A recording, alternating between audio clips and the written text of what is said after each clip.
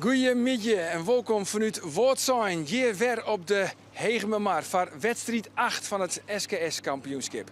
Op een nij hier bij Woordzijn. En dat komt omdat verleden weekend de wedstrijd bij Eerlehuizen die kon net terug in vanwege de Huddewien. En dus wordt er nou hier op een nij zield.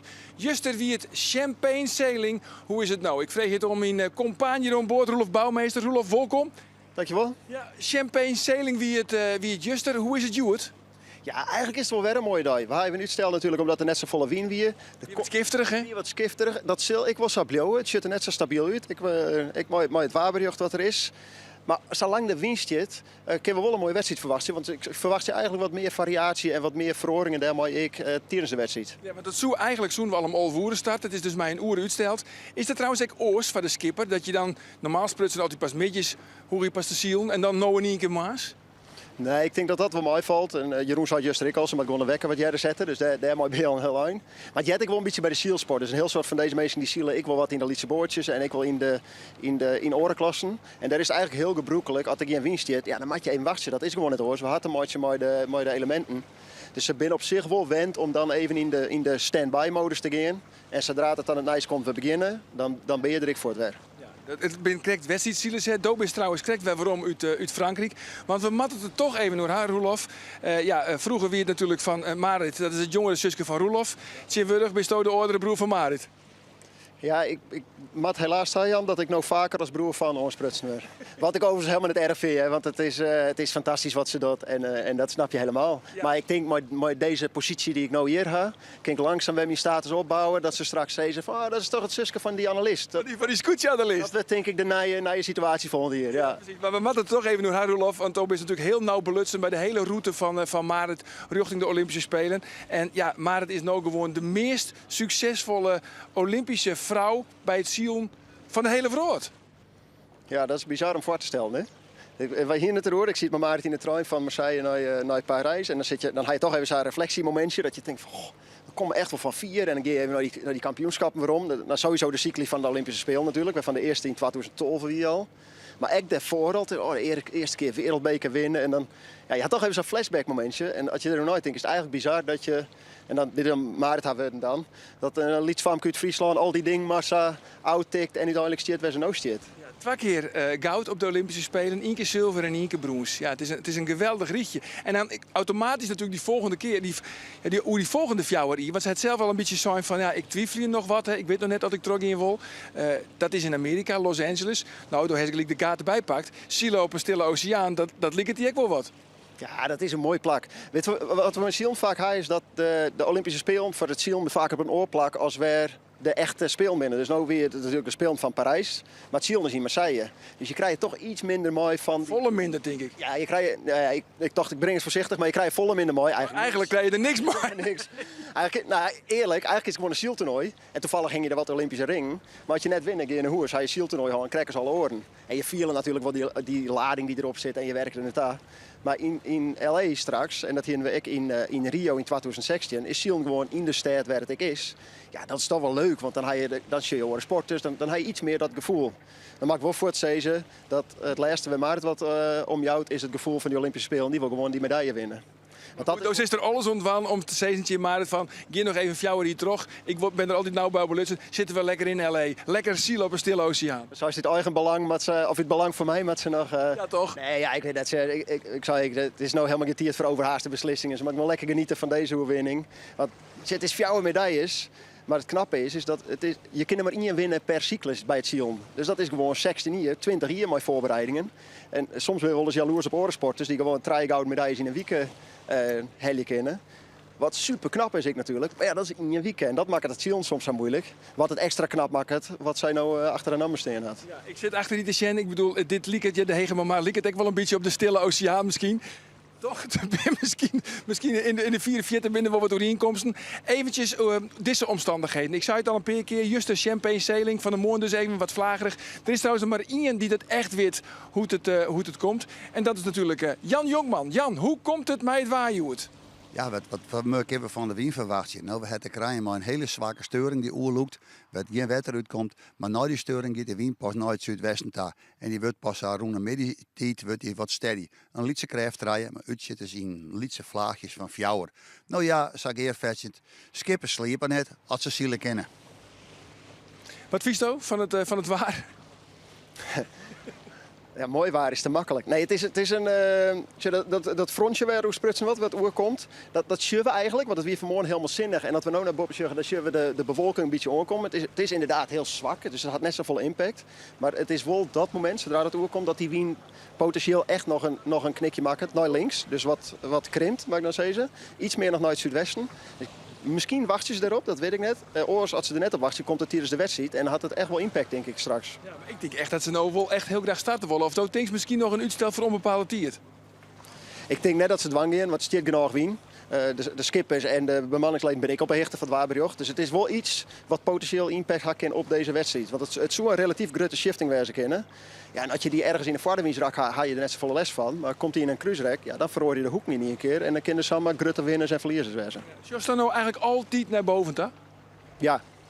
Ja, en dat is echt dat is heel vervelend. Vooral als je mensen om je heen die niks met zielen hebben. Want ik weet altijd waar de wienwaai komt. Want het is of een vlag die op de kant zit, of het is een fabriek waar een rookploem in zit. Je weet altijd waar de wienwaai komt en hoe die... Weet je, ik binnen, je let er altijd op. Heel irritant, maar je weet het wel. Ik is mij midden in de nacht wekken, maar als je weg komt de wienwaai en dan denk ik waarschijnlijk maar zo. Nee, het is echt...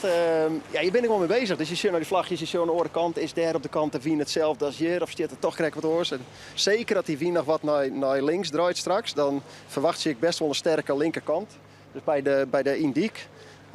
Ja, daar zit ik nou wel te zeggen, is dat zo? Dwar ik dat op televisie te zien, wat ik nou dus al die had, helemaal niet handig. Maar, dus je zit wel de hele tijd ziek je naar clues van, kan ik voorspellen wat er gebeuren gaat? Of in ieder geval inschatten wat een grote kans had. Ja, wat elke hield naar de lof zitten zien, dat is de wedstrijdleider, dat is Bart Lekkerkerke. Hij moest van de morgen de skippers informeren via de marifoon dat de wedstrijd dus maar een uren uitsteld werd.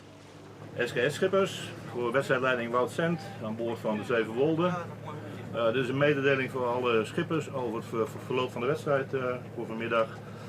Op basis van het weerbericht verwachten we dat rond 11 uur de wind in zal zakken en wat verder zal draaien.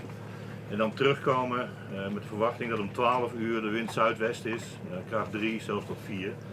Op basis van dat weerbericht besluiten we om de wedstrijd 1 uur uit te stellen. Dat betekent dat het nieuwe waarschuwing zijn om 12 uur vanmiddag zal zijn. De baan vandaag wordt een zandlopen. Lange, smalle. Van een zuidwestbaan. Dus 2 tonnen voor de toeschouwers en 2 aan het eind van de baan. En waarom de zandloper en net de gate? Want het weer zo mooi gisteren.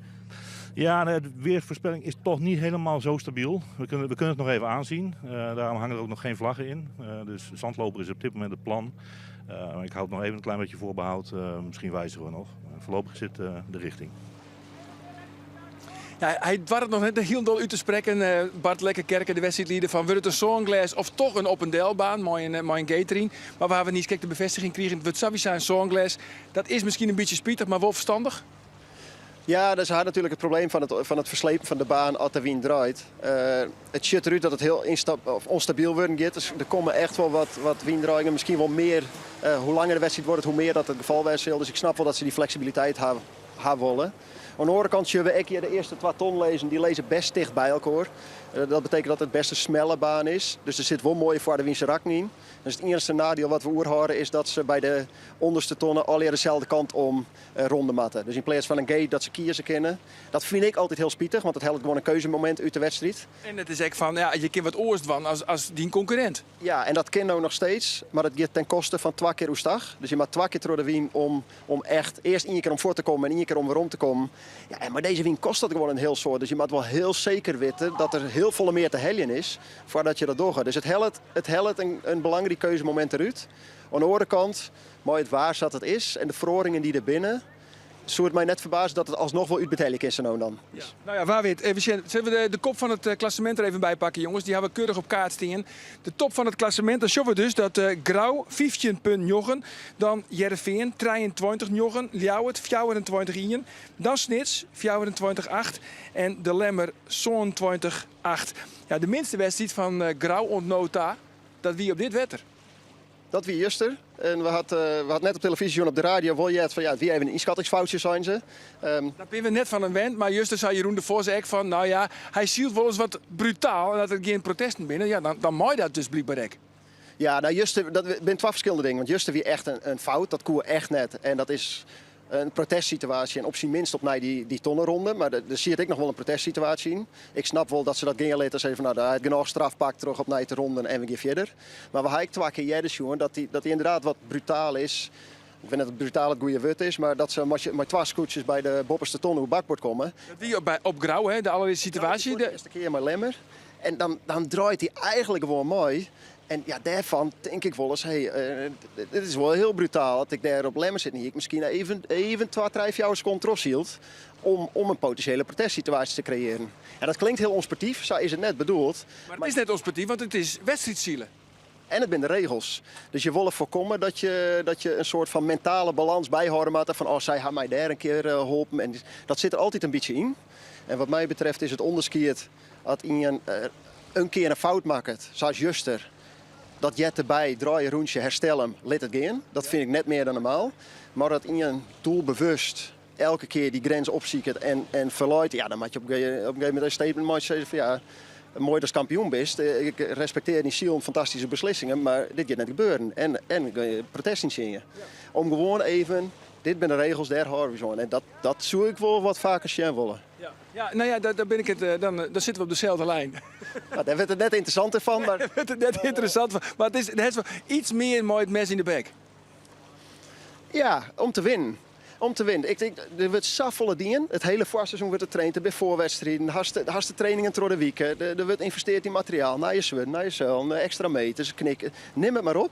En dan tijdens die 2 weken liep het alsof er een beetje een techno heen luidt van. We moeten het ook nog wel gezellig gaan. Dit zijn oornames, ja, dus ik weet het. Hè, maar dan zit er wat voorzichtigheid in. En dan denk ik, nee, we werken net het hele voorseizoen zahut om vervolgens op wetten te zeggen, nou, kan ik hier gebeuren, let maar gaan. Dan word ik zien van, nee, je gaat het om. Hier gaan we verwerken het hele hier. Nee. Ja, sorry, ja, dat hier ik wat meer verwachten. Ik dacht het juster wat te zien, dat er een beetje in komt. Maar bij jou zeg ik dat een beetje. Ik dacht, nou, misschien. En bij Akram natuurlijk, hè, want die situatie bij Grauw, ja, hij zet hem er. Ja, het wie uiteindelijk is net een protestsituatie, maar daardoor moest hij wel gewoon, het wie wel reglementair goed, wat Akram die en daardoor zette hij de koprinner van het klassement. Ja, die zak in één keer van treien. Moest hij wel weer om naar Saison. Ja, en nog steeds had ze een hele riante voorsprong. Hè. Dus het enige wat er eigenlijk juist gebeurd is dat Grauw iets meer op scherp zit. Dus als ze nou nog een keer een slechte wedstrijd pakken, dan krijgen ze 8 punten erbij. Maar volgens mij zitten ze daar mooi nog steeds bovenaan. Dus het is nog steeds net dat het nou in één keer paniek is. En dat zit ik helemaal net aan. Maar het maakt het het zet het iets meer op scherp.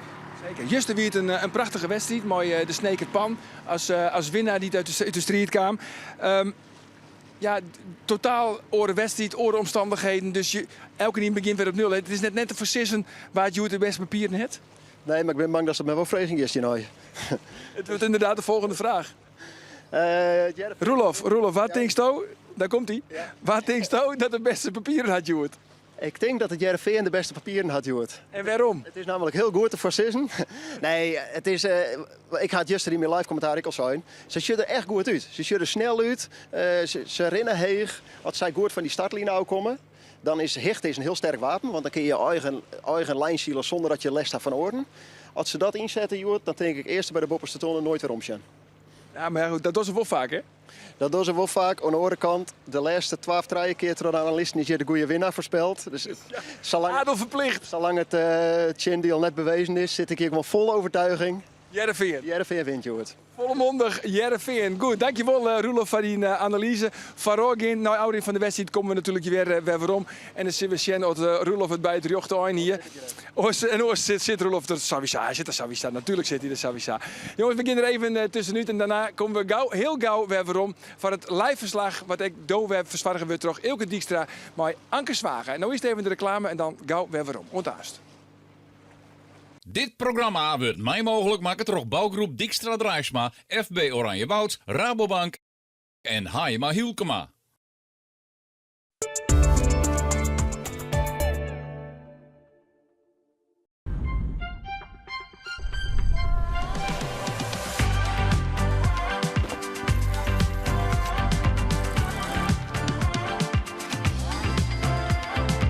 Nou is er maar één.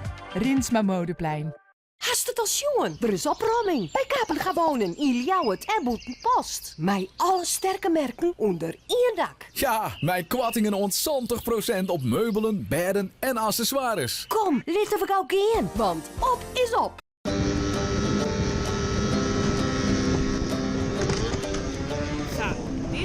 Ja, vrouwje, dat wordt zwemmen.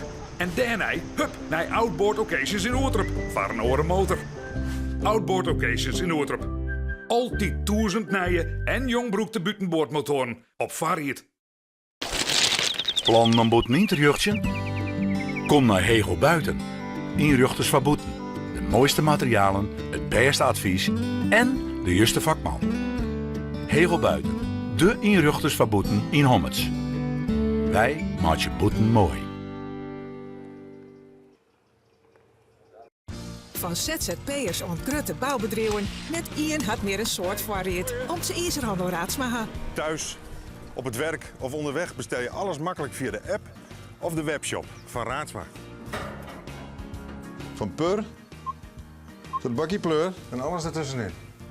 IJzerhandel Raadsma, 25.000 producten, tegenvlug, gratis leveren. Download de app. Nieuwnieuw.com Droomrijp. Herenmode voor ieder draagmoment. 3 koopavonden en gratis parkeren voor de deur. Nieuwnieuw.com Herenmode Droomrijp. Bij Scandinavische Woonwinkel in Sneek geloven wij als familiebedrijf dat meubels moeten passen bij jouw manier van leven. Echte Scandinavische meubelen kenmerken zich door hun kwaliteit, tijdloos ontwerp en gebruiksgemak. Kom langs in onze winkel in het centrum van Sneek of bezoek onze webshop voor nog meer inspiratie. Nu 50% korting op de zomercollectie. Nieuwnieuw.com Herenmode Droomrijp. Lieve, wat hebben wij het toch mooi voor elkaar. Oh, Albertina Agnes, prinsessen van Oranje, zeker weten. En ik ben ook zo trots op de Prinsentuin. Heb ik zelf aangelegd. Oh ja. En toch, Willem, vergeet ik, er klopt iets niet. Nee, er ontbreekt iets. Kom nou naar Ultiem Buitenleven voor de allermooiste tuinmeubels, barbecues en kampeerspullen. En profiteer ook van uw summer sale. Kijk, dit is het ultieme buitenleven.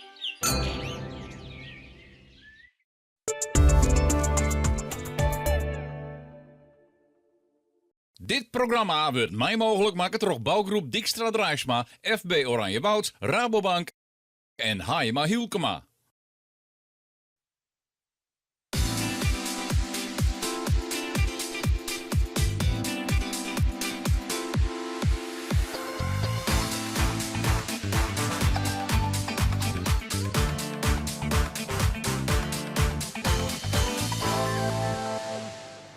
Welkom waarom hier op een Hegememaar. Verrassend het liveverslag hier van de 8e wedstrijd van het SKS kampioenschap. Juster op hetzelfde wetter wie Snits de grutte winnaar. En wordt het hetzelfde scenario of komt er een andere winnaar hier op een Hegememaar? We hier het van Ilke Dijkstra, machine-compaan Anke Zwaga. Ja, Ilke, eventjes, de wedstrijd is mij een uren uitsteld vanwege die hele skiftige wien. Maar gaat het nou echt terug? Gaan we echt los? Ja, dat zullen we nooit weten. Ja, dat zullen we weten over een paar minuten. Maar de 2 gele ballen hing je er al in. We zeggen het bij hele huis en ik. Dat toen wie de gele bal ik, maar gelijk kwam toen de vlaggen erin. En daarna al de blauw-wit geblokte. Dus gelijk al losge. Maar ja, dat zie je het net barren. Want het is er een beetje een gebrek aan wien. Dan willen we te volle wien hebben. Maar dus dit wat wien. Het is een moeilijke beslissing om altijd om te, voor de wedstrijdcommissie om te zien. Ja, wat is dan wel het goede tijdstip? Want voor hetzelfde zakken die wien er nou wat niet. Ja, ze sjuggen al die verschillende waarkaarten. Maar het besluit is naam. En vanzelfs jaren we naast mij Anke Zwaga. Hey, goeiemiddag. Goeiemiddag. En daar is het klokje al even indrukt. Ja. Want op hoeveel zitten we van de start? 4 en een heel. 4 en een hele minuut van de start. Dus... En we hebben de baan al even zien, het zonglas. En dit is voor de wedstrijdlieder een beetje safer, hè? Een zonglas in plaats van een gate. Ja. Dus ze kennen gewoon, dan als je in een trak zit, dan kennen ze wat makkelijker wat verschillende tonnen. We zorgen hier nou even mooi. minuten schot. Dat wie het 4 minuten schot. Nog 4 minuten voor de start. Hier op de inhaalwedstrijd. Voor de wedstrijd dus die net trogong op Eerlehuizen. En de omstandigheden liep je wel aardig, toch? Ja, dan liep het wel een mooi windje te staan. We hopen natuurlijk ook dat die steen blijft. Maar net een hele huddewien. Net zo hut als dat het juster waaide. Juster, toen waaide het aardig, toch? Ja, toen waren het hartstikke een hut. Maar hoe wist dat natuurlijk? Want door haar zelfs mooi dingen. Ik heb juster even mooi zield, mijn lauwe. Juster een uur of 10 bellen Willem mij. Oh, Willem is mijn broer. En die vregen Anke was toch even mooi zielen, want het waait aardig. En op Starum had een bemanningslid blok voor de kop gekregen. Hoe is het nou met hem? Ja, gaat best. Ja, jij. Wij hebben wel pijn in Holle. Maar dat kan je natuurlijk ook wel voorstellen dat je een blok voor de kop krijgt. Dus dan is het beter om nog even in de rust te bloeien. En alle kracht wie juist wel nodig. Dus ik mocht weer even mooi op middendek. Op middendek, wat moest het precies doen? Ja, mijn favoriete plakje is toch wel bij het onderliek. Dus bij het lieken wat op een giek zit. En dat is ik wel... juist maar die Wien wie dat nog redelijk te doen voor mij. Anne die zit, die de blok voor de Holle kreeg net altijd bij de hals. Maar ze hebben juist er even wat trolwisselen, mooie bemanningsleden. En koe ik mooi bij het onderliek zitten. En dan met het onderliek, bij het lierke, dan doos zwargers ervoor dat het grutzeil wat boller of wat vlakker komt te staan, toch? Ja, juist zitten er flinke vlagen in. Best wel sterke vlagen. En op het moment dat die vlagen, eigenlijk al voordat die vlagen erin komt, moet ik dat tuig zo vlak mogelijk draaien. Dan ook door het lieken op te draaien. Maar als die vlagen dan weer uitzakken, dan moest het tuig ik wat meer leven, Jan. En dan dat draai ik hem weer wat losser. En dat is constant opletten en bezig wezen. Want die wien wie juist er aardig on en uit op hem maar. En krijgt nog signalen van oren of was het helemaal zelfs dat op Sjen wanneer die wienvlaag komt? Ik doe dat wel grotendeels zelf, maar zo dan jouwt Willem het op het achterdek ik wel eens even on, dat hij het even oors heeft hoor. Want dat als je aan het lierke draait, dat viel hij op het roer. Dus nee. Ja, Willem verneemt het inderdaad op het roer. En ik focus me echt op hoe Willem stuurt en probeer er ik op te reageren. Maar wat ik toch maar het lieken. Ik heb net altijd even goed het beeld van hoe we in de wedstrijd zitten en wat er gebeurt en wanneer er een tonne aankomt. Dus soms zei Willem ik wel van ik moet de tonne even afzielen. Dus Anke, hoor maar even wat strakker. Want dan kan ik even wat scherper aan de wien even terugzetten. Dus dat soort dingen vertelt hij me dan ik wel weer even op het moment dat dat nodig is. En dat het tijd voor is. Oh, dat het tijd voor is, ja. We sjuggen de scootjes van Boppen aan en ze zitten al op 2 minuten voor de start. En ja, dit vergt weer een hele andere manier van starten dan als die hudde wien haast. De maast nou al volle jaren die positie bepalen. Ja, absoluut. En mooi deze wien, de shows dat ik op de beelden. Het draaien neemt gewoon een soort tijd. Het is zo'n skip het aardig wat massa. En als die trolle wien brengen, dat kost je bewijzen van een minuut. Waarin ze dat juist er in 20 tot 30 seconden dienen. Dus daar moet ze ik weer extra rekening mee houden. Zo zie je nou, het is 1 minuut 24 voor de start. Dus zo zie je hun posities al. Dan zorgen we dat Lemmer daar graag bij de Boppeton starten wil. En deze 2 scootjes hier onderin. En die moeten nog trotden wien. En dat is Grauw en Snits. Ja. En dan is het al op een minuut voor de start. En wat gaat het traag. Er staat net een soort wien hier. Nee. Hij valt zuiver een beetje voort nou hier. Ik weer in die startprocedure. Je wordt natuurlijk ik bij elkaar in een groot obstakel voor elkaar heen. Dan, als het straks even wat verder in de wedstrijd is, dan zal die wien echt wel wat meer staan. Maar hier in de start. En de zullen grif, scootjes, aardig let wezen. Ja. Ik ben benieuwd hoe Snits en Grauw nog op tijd komen voor de lijn. Die ouderen zit er wat al aardig 400. Harmen Brouwer, mooi lang waar. Ken heel mooi wat over de lijn heen het toffelie. Want je wil nou, ik mooi gang erop komen. Hè? Dan is het nog 20 seconden voor de start.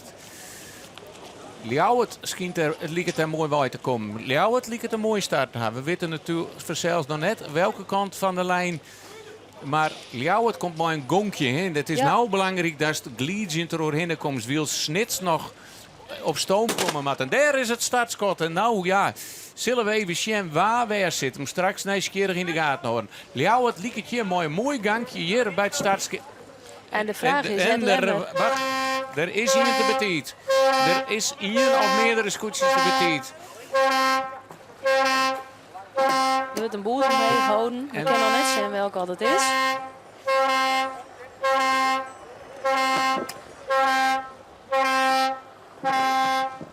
Individuele valse start. Dus de wedstrijd is losgegaan. Waar nummer 6 is te betiet. En dat is het Jereveen. Dat is hartstikke sneu voor Sietse Brouwer. Maar ja, het is wedstrijdzielend. Ja. En ik weet het eens op een lijn kerst het heel moeilijk zien. Maar ja, de man die nog voor het kampioenschap hartstikke mooi doet, Bob in, had je een valse start. En nou je mooi dit waar te betiet binnen. Dat is ik wel haast dodelijk, hè? Ja, ik en Heerenveen die zitten er nou tussen al die scootjes in. Dus die zal ik even een rondteziekje moeten om daartussen nu te rijden. Zonder dat ze de oren hinderen. Maar ze hebben het romte. Ja, ze hebben het romte, ja. En ze mooien even onder die lijn terugdippen. Hè? Ja. Dus ze moeten even met het hele skip onder de startlijn komen. Ja. Wat dat betreft komen ze hier nog net heel... Ja, hun start is natuurlijk min. Maar ze komen hier nog net ongelukkig uit. Ze kennen gelijk al voortvallen. Ja, en ze zult ik op die het. Want dat hebben we deze competitie ik wel zo oorsjoen. Dat de scootjes het net in de gaten. Hier in Heerenveen heeft het je vrij rap in de gaten. En maakt het meteen al manoeuvres om weer opnieuw te starten. En nou is de vraag, want daar hoe stuurboord dat ze even voortgrijpen en op naar tros starten. Want daar is meer romte dan Jirre. Ze willen natuurlijk nou uit de drokte waar komen. Ja. Maar hier het Ljouwert scootje. En dat liep het heel mooi voort. Maar we zitten pas weten, want het zal iedere keer een heel soort wisselingen ja, met deze wien. Hè? Ja. Maar ze kwam in elk geval op het schot, op snelheid. Onderin ben Grauw en Snit starten. Helemaal, maar die zitten daar wel in de drokte, maar een heel soort oorenscootjes. Het is hier Lemmer hier voor onderin dat besloten had om gelijk de slag hoe stuurboot te maken. En ja, want het is een kwestie van treinen toch? Ja, dat klinkt een beetje raar mooi scootje, maar... Lemmer hier vrij weinig rondte in de stad. Die zitten bij het startskip. En ja, die orenskippen die kwamen omheen. En die hebben daar het rug om omheen te komen. Dus daar toch wie Lemmer gewoon wat letter bij de start. En die hebben meteen voor gekozen om door de start heen hoe stuurboord voor te gaan. En vrije wind te zieken. En de vraag is, Rudolf die zei het krijg al wel. Als de wind nu nog wat skiftet. Ze moeten gewoon goed opletten. Waar komt die wind waaien en wat doet er? En daarop op anticiperen, Joet. Het kan hier niet voordeel wezen, het kan hier niet nadeel wezen om een orenslag te pakken. Laten we eens even een lietse indicatie aan. Ljouwert bij de bopperste tonnen heel mooi voort, op snelheid, op gong. Wat zijn zit er aardig bij. De hele mannen zit nog heren, die zit er mooi bij. Het vingersjuggen weer, die weer te betiet, die ziet in de midden. En zielt nou ik alweer oerstuurboord op de lijn hoor en is al starten. Dus alles goedjes ben voort. Heel onderin hebben daar zit Ljouwert en heel onderin. Daar hebben we een clubje. Dat is Langwaard, Drachten, de Jouwer, Jennewoord en Grauw. En daar is het drok. En dat zorgen we daar. Trots de turen heen. Achterwoord zijn. Hier hebben we dat groepje. En had Grauw vrije wien? Dat is de vraag. Ze liet je wel wat heger te kennen dan al die orenscootjes, ligt het, hè? Ja. Ja, en de vraag is ik dat ze, en dat is moeilijk om op de beelden te zien, dat ze opsluiten binnen of dat ze vrij draaien kunnen aasen. Of dat ze wachten maar tot de hele ploeg draait. Maar dat is op het beeld moeilijk te zien. Het is aardig breed, dus ze kunnen hier gewoon wel een aardig eind nog terugzetten naar de Indicta. En het is lemmer, ik nieuwsgierig, maar die betierde stuurboordslag. Hij is de enigste die het orenslag kiest. Het is nou wel, ja, het Jereveen is ik niet gedwongen die slag. Ja. Ik omdat je oors vieze wien hebt van die orenscootjes. Dus Heerenveen die zal zeker die orenkoers kiezen om te zien dat ze wat skinnen wien horen kennen. Ja, want skinnen wien, lezen ze uit.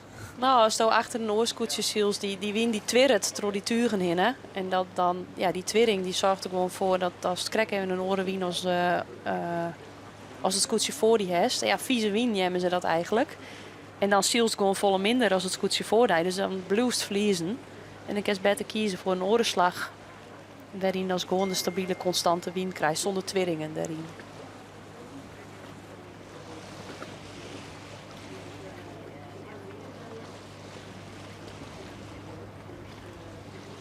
De tonnen die het zijn ronde matten met zo'n bakboord ronde.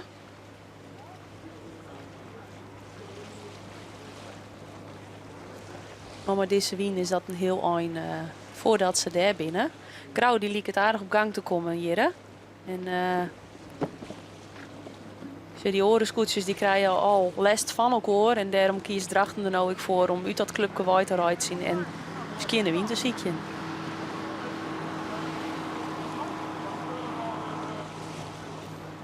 Ljouwert uit bij de bopperste ton. Ja. Trodde midden hinnen. Ik vrije wien. Geen in je lest. En mijn zielen is het altijd zo kiezen tussen heeg aan de windzielen en misschien dan wat minder hut. Of kiezen voor wat een legere koers en dan kerst wat hudder zielen. En daar was een mooie middenmotief vinden. En als de Mewet te heeg opstuurt en de gang kwijtraakt, ja, dan doordat het ik weer even voor als het weer op gang is. En juist de waai het hartstikke een hut. Toen konden ze dat risico wel wat meer nemen. En vooral de skippers moeten de kop er echt bij houden. Want ze moeten wel gang in het skip houden en heeg zielen. Maar het liep erop dat Langwar Grauw in de besnijing had. Dat Grauw net draaien kent voor Langwar en dan ik net voor Jennewoord. En die krijgen toch een mooi koeltje. Grauw bezocht hem wat heger op te houden om daar uit die wind te komen. Maroen en waarschijnlijk ik een beetje minder hutrog. Maar het is Langwar dat nou even een sprintje maakt. Ja. En daar trog het god dicht zet voor Grauw om vrij voor alles deel te komen. Dat hoeft nou net te betjutten dat de Grauw een minder slag had. En waarom nemen we Grauws natuurlijk zo vaak? Ja, dat is de klassementsleider en wij willen het wat spannend gaan natuurlijk. Ja. Dat zullen de Grauws er zelf net graag willen. Maar het is hier onderin een hele lange slag. Het is Langwar die hier aardig op stoom komt. Jennewoord zakken er wat onderuit. En dan is het een heel breed beeld over de hele Vluurzen hier de Hegememar. Dan hier bij de Vluurzen die waar de scootjes alle hier een eigen koers kiezen. En het eert net spectaculair, maar het is zo spannend. Ja, dit is zenuwslopend, ja? Zeker als het als bemanningslid nou aan boord zit.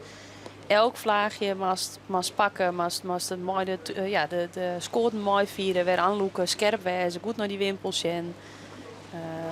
Maar ik net de volle aan dek erin. Nou, het gewicht van die zelf, als het nooit voordek of nooit achterdek erin staat, dot ik wat met het skip.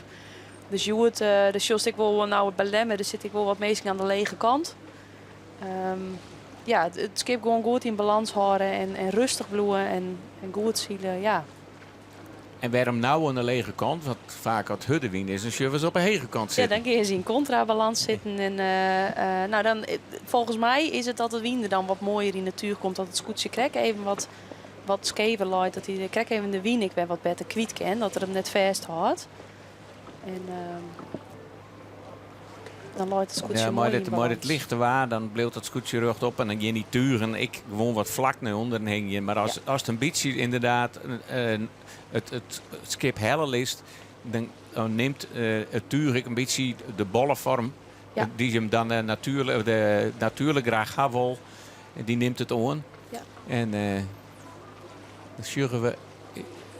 Langwaar maar erachterdeel. Langwaar erachterdeel. Maar dan, als Langwaar erachterdeel mat, dan ben ik benieuwd hoe het met Grauw komt. Maar Langwaar is voor, die had die slag net aanmaken. Nee. Die de trode wien en daar trok met die achter wat zijn en achter Ljouwerdel. Ja. En hoe komt Grauw er dan uit? Ik wil alsof Grauw wat te vier troshield het, omdat Lau het nou ik al trode wien giet. Dus die zal wel denken, we kennen die tonnen aan.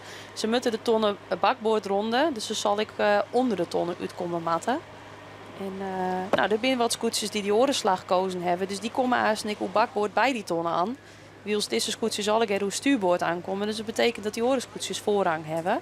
En dan wordt het spannend hoe dat er bij die tonnen uitkomt. Wie hier het beste de eerste dan slag gaat wordt slaan. Grauw in elk geval net hinderd. En we zien ik even het verschil in de wingjer. Want Grauw had hem weer even heel mooi. Die kan gewoon even weer terug. Hij komt daar toch een behoorlijke skifting. Ja. En dan kan ze toch een stuk heger. En wat Grauw nou doet is, ze hebben wat extra meters ziel. Dus dat is in hun nadeel. Maar nou naar de tonnentas zal ze even wat minder scherp hoeven te zielen. Dus kunnen ze wat meer gang zielen. Maar we zeggen, hier op de tonnen komen. En dan krijgen we straks de rechterkant komen al je scootjes bij. Maar het lijkt erop dat het lemste scootje met zijn hele eigenwijze slag naar de vageul. Hier hebben we de scootjes die van rechts komen. Die komen elkaar straks in. Maar het is toch echt lemmer, hè? Die gewoon... Ze matten nog een hele eind. Het is nog en er kan nog een heel soort gebeuren met skiftingen en alles en nog wat. Maar Lemmer had aardig de gong erin. En komt ik nog op bakboord op die bobste tonnen. Dan ben ik heel benijd hoe dat komt. Ljouwert wordt er mooi ongeveer. En de wie skift het verschrikkelijk. Het is ook de hele moanne die er goed uitkomt. Ja, en dan is nog maar eens de vraag, kan Lemmer die tonnen ik helje? Want hij maakt de bakboord om. En dat is afhankelijk van wat de wie nou doet. Wat ze misschien mooi opzitten, krijg ik nog helje kennen. Op Sjetterkes ben maar het hele lichte wabel heel gevaarlijk. Ja. Hè? En hoe Sangrut afstaan is het heel moeilijk om in te schatten. Wanneer ze moesten natuurlijk Troddewien voor de geul. Hè? Dat is een hindernis, daar moet ze net terug in. Maar het lijkt erop dat de wien daar een beetje rommelt. En dat het gunstiger wordt voor Lemmer. In elk geval, ik al mat ze nog een slagje, liet je ze wol voor al die scootjes deel te komen. Maar Ljouwert leidt er ik heel mooi bij. Die mat natuurlijk nog een keer Troddewien, maar ken heel tijd hegerik.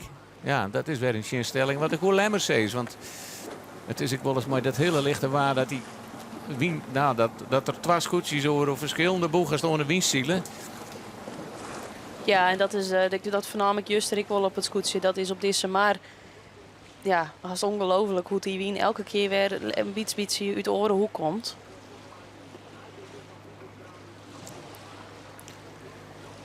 Ik denk toch dat Lemmer nog ietsje onder de tonnen zit. Ja. Maar ze kennen nog even heeg. Ja.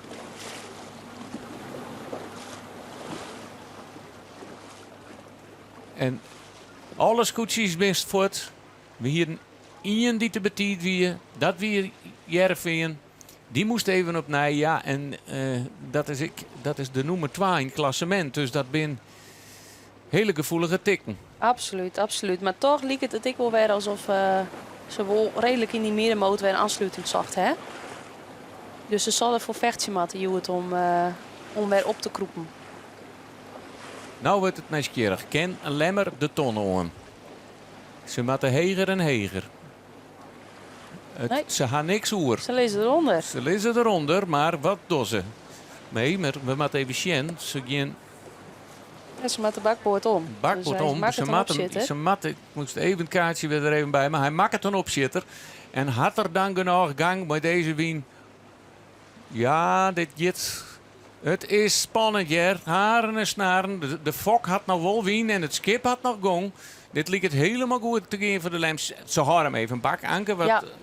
Nou, dan gaat die kop om en dat betekent dat die kont weer kwijtraakt van die tonnen. Dit zijn de momenten waar er echt goede communicatie is tussen het voordek en het achterdek.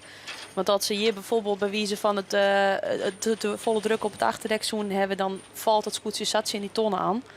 Dus ze moeten wel goede zaken doen op dit moment. Dit is cruciaal. Maar dat doen ze hartstikke netjes. Kost dan zelfs wel een soort gong, hè? Ja. Dat is wel even een heel soort. Maar die oorenscootjes moeten nog een keer door de wien. Het is Ian Lemmer als eerste om de eerste ton. En daar Anke dat Sildi. Ja. Vertel eens even, waar ben dat? Dit vind ik machtig mooi. Dit ben de man van Lauwert. De man van Ljouwert, die komen hier als tweede om de bopperste tonnen heen. En hij zit natuurlijk ik nog hartstikke mooi in het klassement. Ja, dit wordt spannend, deze wedstrijd, dan weer voor het klassement. Want ik Lemmers stiet in de top 5. Maar Lauwert ik in de top 5. En volgens mij is Grauw net 4 fut van deze scootjes. Daar zie je het gele kopje van Grauw. Hoe komt hij eruit? Maar die komt je wel bij de top on. Maar hij had een heel soort oorenscootjes om hem heen. En dan kom ik nog gewoon zo bakbetoon. Ben die daar op tijd? Het lijkt het wel dat dit al je wel heel netjes en mooi jit. En ja, dat maak ik wel heel, want kerst wel gelijk ha, maar gelijk krijgen en dan de gong eruit. Dat zul je niet in willen. Nee. De hele wanne gaat door wien. Die had ik romte. Is op die toe gong. En daar sluitte ik alweer de grauwste zongen. Heel knap. Ja. Ze lijnen er wel achter. En dan is toch van die situatie. Wat in mijn optiek Harman Brouwer. Is het god er wel redelijk dicht hier. Gong door de wien en moest achter een aantal scootjesdel. En verleerde hem maar een heel soort meters. Wils Grauw ja, een beetje tros zetten. En hier toen ik het gelok dat die oorenscootjes door de wien gong. Dat zelfs ik wel dwaan. Want ja, die moesten gewoon ik op het ton houden. Die wilden niet geen extra meters maken. Het is een risico wat Grauw hier nam. Want ze waren er trot dwongen. Want je wil leven net op stuurboord op deze ton komen. Maar ja, het god valt. En dan gaat alles weer goed. Zeker. Ja, want dat het gatje er net wie vallen, dan hingen ze natuurlijk achter die oorenscootjes delmatten. Maar er kwam een heel mooi gatje en Douwe die zegt dat. En die koerde er mooi tussen. Wielt ze nou als vierde om het ton in. Ja, en het is natuurlijk nog een aantal wedstrijden naar de Lemmerta. Morgen 12 Lemmer en dan nog hier op Snits de finale. Maar als Grauw Heerenveen al op een aardige achterstand zet. En het zit er nou wel voor met Gatje Lied. Ja, dan kunnen we haast wel weer eens een keer het scenario krijgen dat Grauw al op Lemmer 2, zoals dat dan je het kampioen worden kan. Het is gewoon mooi wezen voor de Grauwsters, maar voor de spanning willen we het Grauw. Door wenst in Grauw natuurlijk. Maar door zit hij een vreselijke spagaat, net. Ja, absoluut. Ja, absoluut. Ja, nee, maar wat size, wist die top 4 nou, dat is hartstikke spannend. En dat is nog net... Dat is nog net uitfretten, die top 4. Dus dat maakt het deze wedstrijd extra spannend. Wat ik wel mooi vind om te zien, vlak achter Grauw zit de Zuidwesthoeken. Dat is natuurlijk een heel grut zwier skip.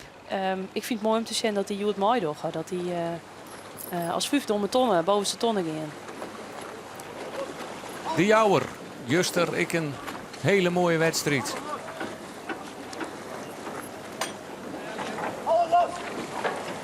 En hier wordt even wat erop. Ja, daar kun je net tussen. Jennewoord, die met rond Jan. En hier wordt het even spannend. Want hier komen alweer wat bakbootscootjes aan. Ja. En de Jouwer, ja, Jennewoord. En ja, ze besluiten mooi op tijd om er achterdeel te gaan. De rond is er net. Snits, daarboven kwam het ongelukkig uit de start. De winnaar van Juster. En dan met Jouweren en Jennewoord. Mooi drachten, heel naar achterom sluiten. En dan zorgen we de meesten die Juster zo goed zielden. Ik als Akkerem en Veen. Ja, die zitten al hier nou in de achterhoede. En het geldt ik voor de Jouwer. De Juster treden wie. Nou, het Veen om het tonnen. En daar nemen we het nog maar even een keer. Best wel knap, hè, dat ze vanuit een valse start. Ze zijn natuurlijk in de aanval. Het is ook een beetje van alles of niks. Wil je nog hege egen gooien om kampioen te worden, dan mat het scherp. Het wie je wat te scherp. En daardoor moesten zij op nij starten. Maar zitten ze toch al op het 11e plakje weer. En dan zorgen we toch dat die baan, de op- en delbaan. Nee, het Zandglas haast inloopt als een op- en delbaan, want het is een vaderwiensrak. De loerten zit er al in. En wils deze scootjes om de tonnen draaien, kan ik al even vast opnemen in welke volgorde ze om de bobste tonkaan binnen. En dat wie Ian Lemmer, 2 Ljouwert, 3 de hele mannen, weer heel knap. 4 Grauw, 5 de Zuidwesthoek, 6 Huzum, 7 Waardsijn, 8 Langwaar, 9 het Jereveen, 10 Snits, 11 Akkerum, 12 Jouweren, 13 Jennewoord en 14 Drachten.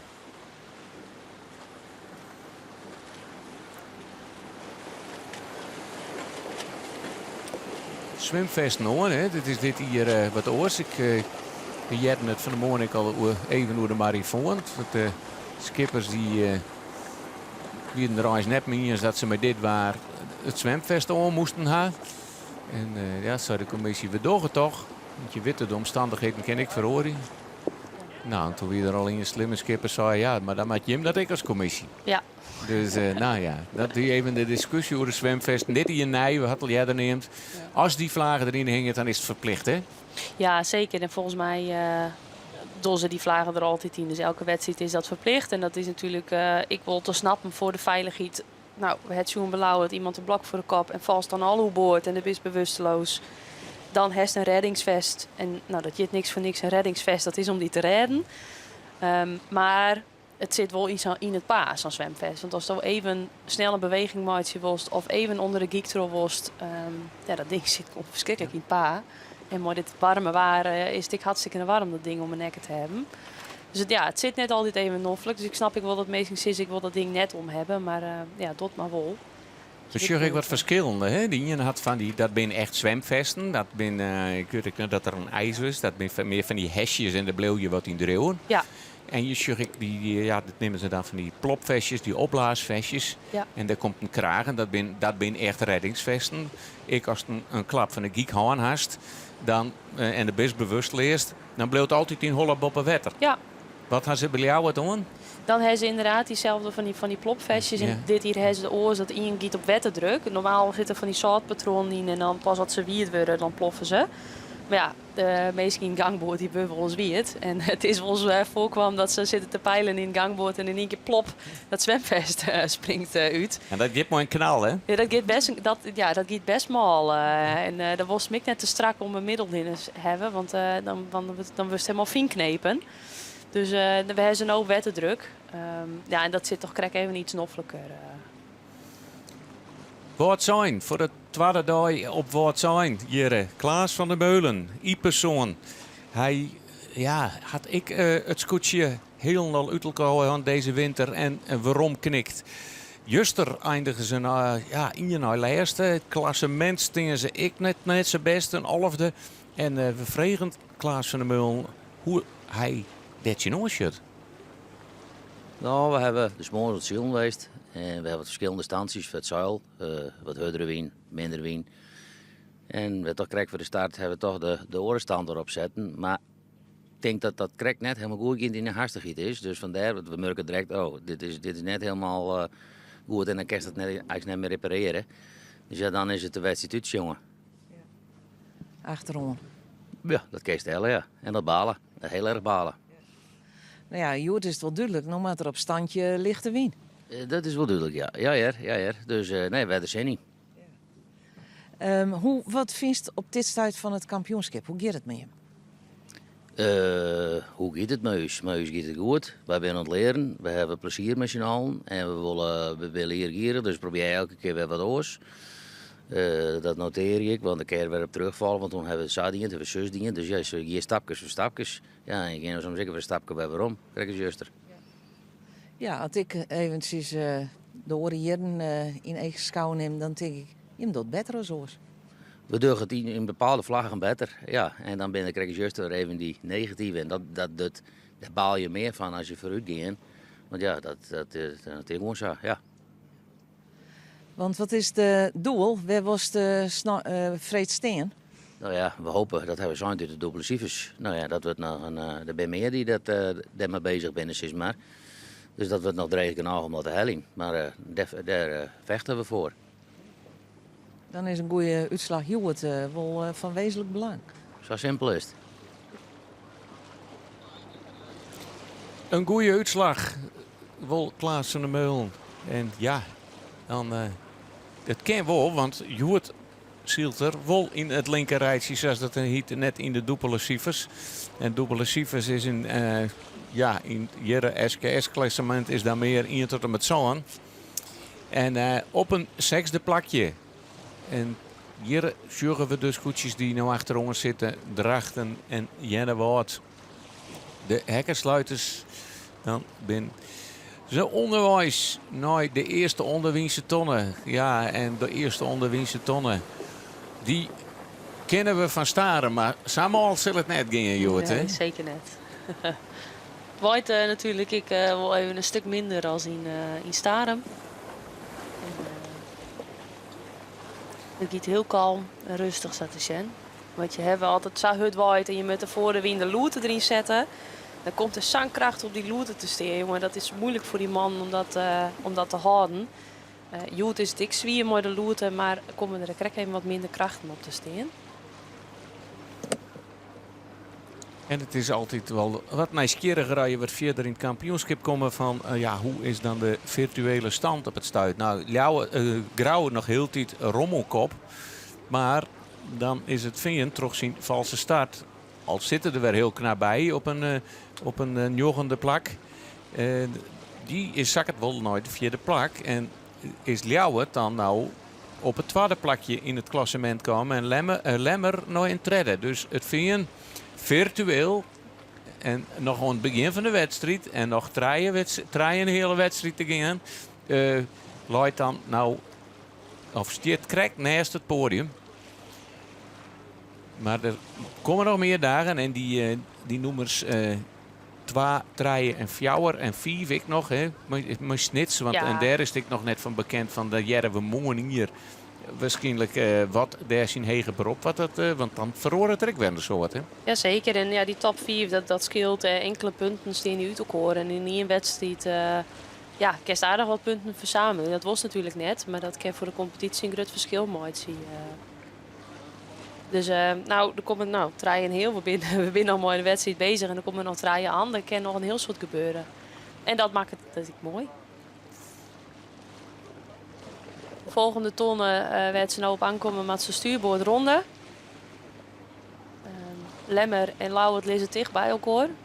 Ze hebben nou de turen nog op stuurboord, maar ze zullen haast even gijpen moeten. Om die tonnen te ronden. En dan is het maar krek. Wie er als eerste is en wie er voorrang het. Lauwert het natuurlijk dit hier aan het verbouwen wist, omdat ze zo volle kanten meters hebben willen. Zo volle mogelijk. Dus dat zou ik voor de wien misschien hun wat een voordeel opleveren die kennen. Maar aan de andere kant, voor de wien ging je eigenlijk nooit hun als de wien. Dus dat wordt spannend, hè, wie de voorrang krijgt. Dat wordt pas beslist binnen 2 skipslengtes van de toren. Maar zoals voor de wien ga je nooit harder als de wien. Dat haast net. Nee, maar als je toch meer kantenmeters, dan zoen je toch... Ja, daar heb je wel profijt van, absoluut. We zeggen dat de loertere luid bij Ljouwert, die zal of straks wat remje willen, want het is wel het lemste scootje wat voorrang had, of hij denkt van ik heb wat meer gong krijgen en ik kan Lemmer wat aan dekken. Nou, ik verwacht je dat ze Lemmer even de ronde jouwen om die tonnen te onderheljen, maar dan ik voor hunzelf kies om zelf even die tonnen netjes te onderheljen. Want hoe beter dat ze deze tonnen ronden, hoe beter dat ze in het Annewiense rak aanstendrik weer voorlezen. En als ze dan die tonnen goed onderheljen, dan kunnen ze ik weer verdedigen op de scootjes die achter hun komen. Dus dat is vrij cruciaal dat ze dit netjes doen. Maar het is nog een gotje naar de denkbeeldige lijn. We nemen het nog maar eens even. Het is 3 scheepslengten, een cirkel om die tonnen heen. Dan moet je boord om boord met elkaar zitten. Dan staat er in je voorop bij het lemste scootje om precies te zien hoe het achterdek van... Hebben wij nog verbinding? Zorg ik dan nog het roer? Heeks op het schip? Dan had de lemsters voorrang. En of zitten ze erachter? Zit er alleen nog wetter? Dan moeten zij straks achter Ljouwert omdraaien. Maar het lijkt erop dat Ljouwert al voor de veiligheid kiest. Lemsters ertussen lid. Die tonnen rom om een ronde wil, hè? Ja. Dat doen ze goed. Ja. Om ze maar zo heel mogelijk op te stekken naar die tonnen. En ja, zo kwamen ze op Starem. Ik naast mijn corona. Ja. Ljouwert en Lemmer. Zelfde positie, Onder ja. iets ooromstandigheden en wat orenskippen om hen heen. Hè? En nou krijgt Lemmer ik even rond om de kijp in te zetten.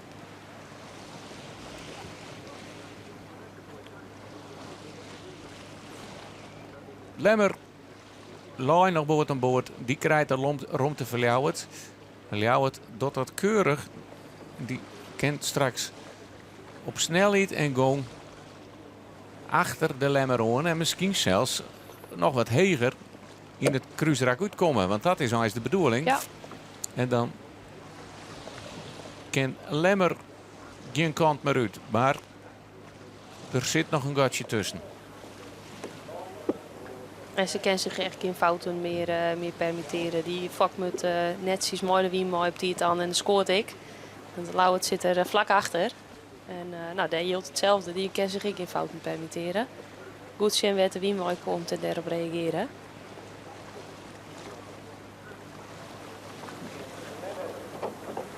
Hele mannen die ik netjes aansluiting zie ik het achter Lauwert.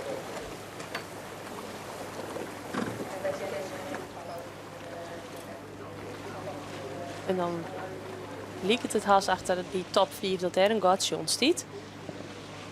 Dan zal het er ik wel weer druk worden bij de tonnen als die hele achterste vloot er omheen maat.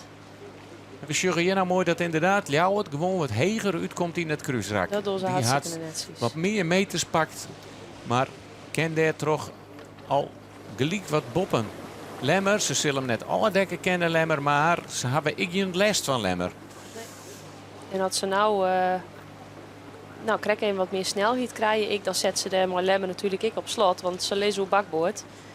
En dat betekent dat Lauwert bepaalt wanneer dat zij draaien. En Lemmer moet wachten op Lauwert voordat ze draaien. Hele mannen die kennen ik krijg weer.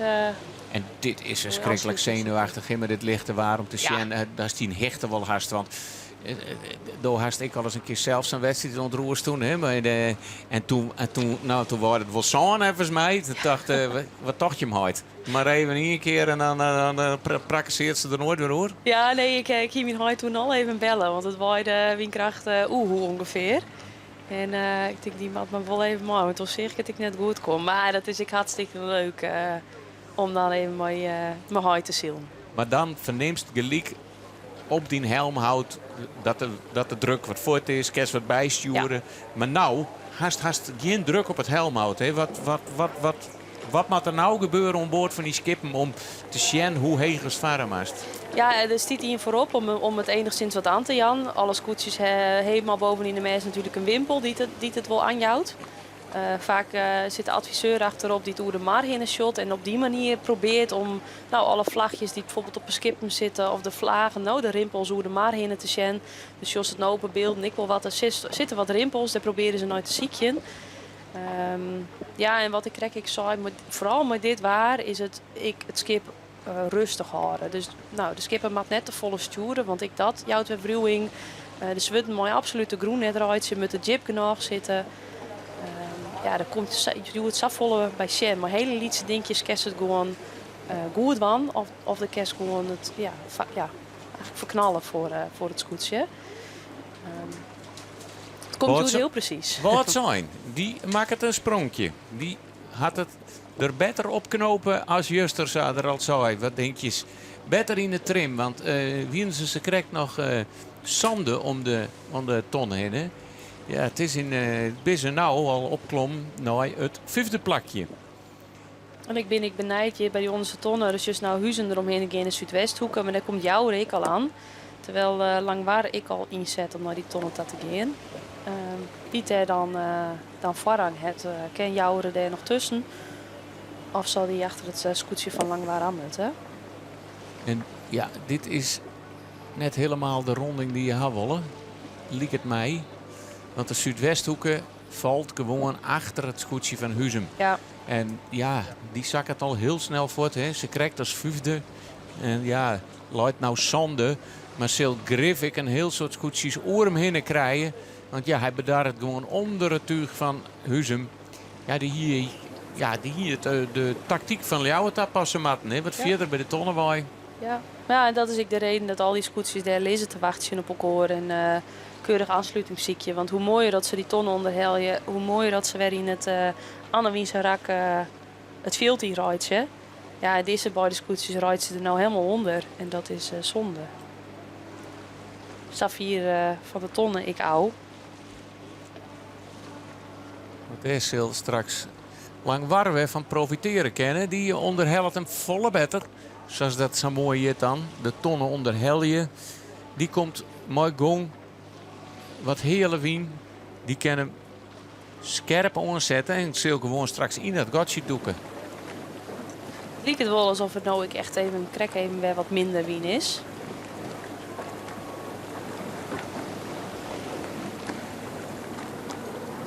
Patrick maakt het mooi dat ze aardig manoeuvreren en op elkaar wachten zodat de echte gang eruit raakt.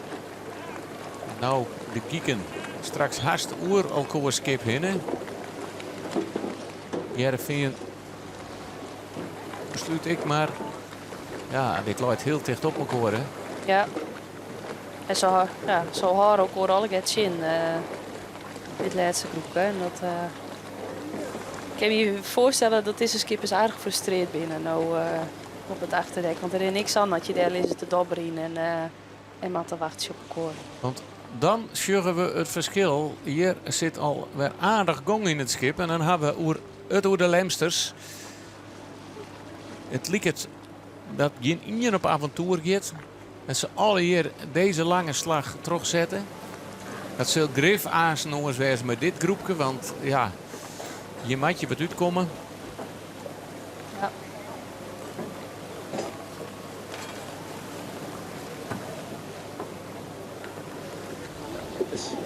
Veen komt ik net lekker om die tonnen heen. Nou ja, het is nog een eindje. Ze hebben me heel romnamen. Hè? Dus, ja. Het lijkt toch echt wel alsof ze hier krek weer even wat minder wien hebben. En die wien die ze daar nou bovenin bij Lemmen wil hebben, die komt hier aan snikkel op. Scoort de man met de goed in de gaten houden. Want je mag natuurlijk net mooi het tuigen door een scootje rijden. Het is natuurlijk nou met deze win ik maar 2 haal. En je pakt in je paard en je ham sabin. Hè? Ja, maar deze wien kunnen ze dat redelijk begeleiden. Als het wat hudden waait, dan is dat wel wat lastiger. En dat de boel maar net in de knoop raakt.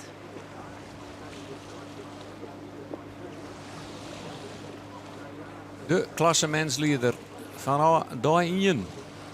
Grauw. Zit er Joert ik weer mooi bij. En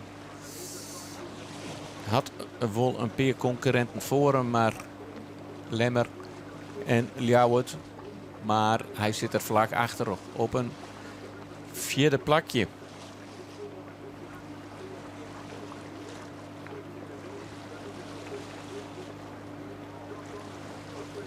Wils de laatste scootjes om de onderste tonnen heen te draaien. Kunnen wij weer even een tussenstandje op maatje. Dan is het nog heel tijd Lemmer op 1. 2 Ljouwert. 3 hele mannen. 4 Grauw. 5 wat zijn. Die is een paar plakjes omheen gegaan. 6 de Zuidwesthoek. Die is aanzakken. En Sylvia er nog wat aanzakken. 7 Huzem. 8 Langwaar. 9 de Jouwer. Snitst Zien, Alve Heerenveen, 12 Akkerum, 13 Drachten en 14 Jennewoud.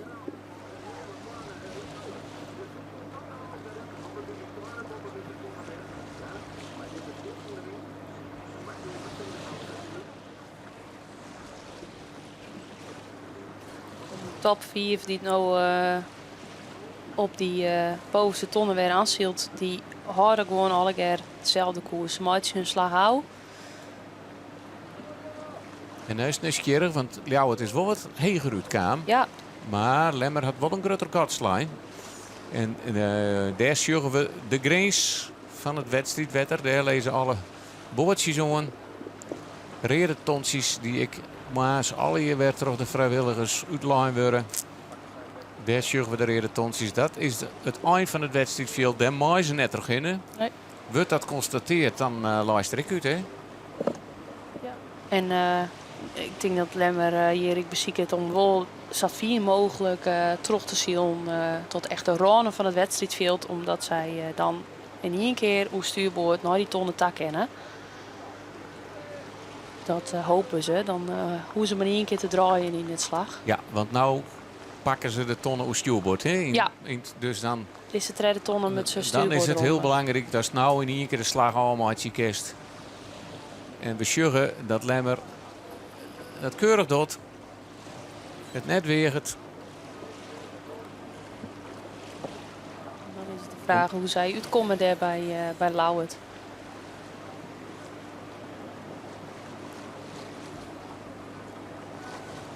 Het hier mooi was natuurlijk dat het ijswedstrijd werd er zo. Dat er altijd de slag ging zitten moest. Ja. Hè? Dat ze met Liekert. Dat ze hem nou in je kroon kennen. En Lauwert is ik al draait. Die had Dat gekozen om... Ik krijg even wat jij er als Lemmer te draaien. Ken ik wezen dat ze zien dat de wien daar wat skift is. En dat ze dan wat jij er op de tonnen ook kennen.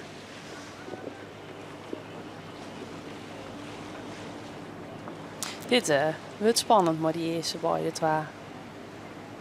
Wat ben de ambities van Willem? Ja, van zelfs in het begin van het kampioenschap het hoogste plakje. Ja. En door wie is het juist erbij aan boord? Hoe is dat nou? Ja, nou hetzelfde. Je gaat ervoor om kampioen te worden. En je bent er het hele jaar mee bezig. Je bent in de winter met van alles en nog wat bezig. Een soort trainen, met materiaal, alles uitdenken. Trainen, ja, voor trainen, maar ook om de handeling aan boord goed te doen. Ja, Willem die doet er alles voor om kampioen te worden. Er gaat een soort tijd en energie in zitten. En dat doet er natuurlijk net alleen.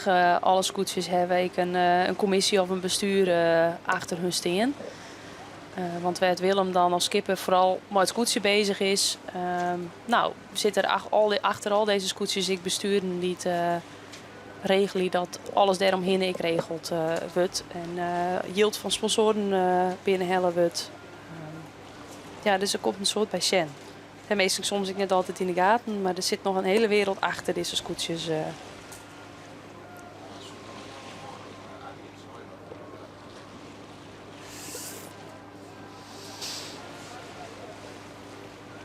En nou ben ik benijd, want het ergens liep het ik wel alsof Lauwert... Nou, die draaide krek even wat jetter. Die hebben misschien gezien dat de wien wat schiften is. Werd Lemmer te krek even wat verder troshield is. Hoe het zijn nou als bij deze tonnen aankomen? En hoe had hij dat van Aroene Sneur? Nou, we hebben het interview zien. Ja. Kende dat wat bij hem delen is? Is dat nou oer of bleef dat nou wat hingen? Nou, uiteindelijk is het wel mooi. Hij heeft de protesten boen. Ik denk dat dat al wel heel fijn is voor Willem. Daarmee zien gelijk stelt. Het er een gemiddeld aantal punten krijgen. Maar zo wil je net uit de wedstrijd eruit zien. En je wil ik net dat dat gebeurt in een kampioenschap. Want je wil gewoon zielen. En finishen. Maar ik denk wel dat hij... nou kan hij het rusten litten. En weer focus je op deze wedstrijd. En het komende wedstrijden. En het is gewoon heel fijn. Anne die het blok voor de kop kreeg. En dat het eigenlijk relatief goed maar gaat. Hij had een heel soort pin in Halle. Maar daar is het bij Bleun gelukkig. En dat jouwt ook wel weer een geruststelling. En we zeggen dat hij scherp zielt, brutaal zielt, zoals Rolf Bouwmeester zei. Dat maakt er meer in. Goed zo. Hij had het slagje jerderdien en het liep erop, Safir als wij Sjen kennen, dat hij de tonnen ik ook ken. Dus hij zielt volle minder meters als Lemmer. Lemmer kent natuurlijk, hem straks wel wat smarige wien aan natuurlijk. Maar we zijn nog lang net bij die tonnen, dus er kan nog van alles barren. Want de wien die skift het je als een gek. Je werd Lauwert nou wat heger aan de windzielen moet en daarbij misschien wat gang kwijtraken. Het kan Lemmer eigenlijk wel volle rommen naar die tonnen zielen en wat meer gang maken. Maar dit is wel een mooie actie van Lauwert. Ze proberen wel wat om aan te vallen. Het lijkt dat hij die tonnen onkent. Maar ja, hij krijgt even we sjuggen toch lemmer. Ja, die wil hij straks zo gauw mogelijk kwijt. Hè? Ja. Dat hij, let hem nou maar voorbij gaan. Want hij wil natuurlijk net nog een keer maar deze snelheid een keer door de wiematten. Nee. Want dan komt... En het liep er net op. Nee, ze had er een rom eromheen. Hè. Daar gaat de fok al wat in van Ljouwert. Maar dat zit er gewoon even gebeuren. Let hem maar even klappen. Want dat is de smarge wien van de Lemsters. En het zijn weer de Lemsters die mooi een mooi gonkje hier om de tweede bopperste tonnen heen te gaan. Dat is tonnen nummer 3. Hè. Zoals die dan in het reglement staat. En is Ljouwert onderwijs... naar tonnen 2. Terwijl adviseur Jens Jongsma even achterom zit. Maar de Lemsters die zetten de turbo aan hier op de Hegemermaar.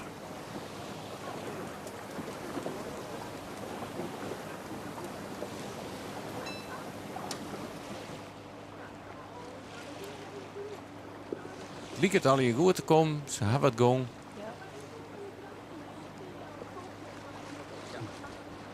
En ze hebben wel een aardig gotje slaan met de noemers 3 en 4 die ingeveerd zijn. En dan hebben we het over de hele mannen en Grauw. Willem had even tijd om achterom te zien. En dan lijkt het al dat de Grauwsters de hele mannen al te pakken hebben.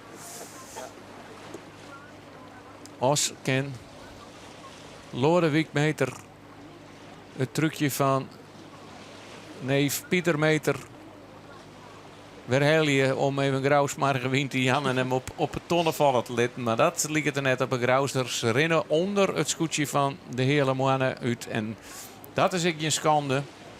Want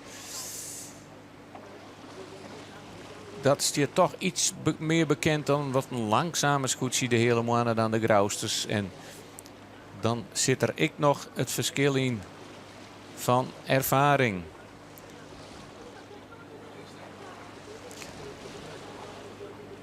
Lodewijkmeter voor het tweede skipper.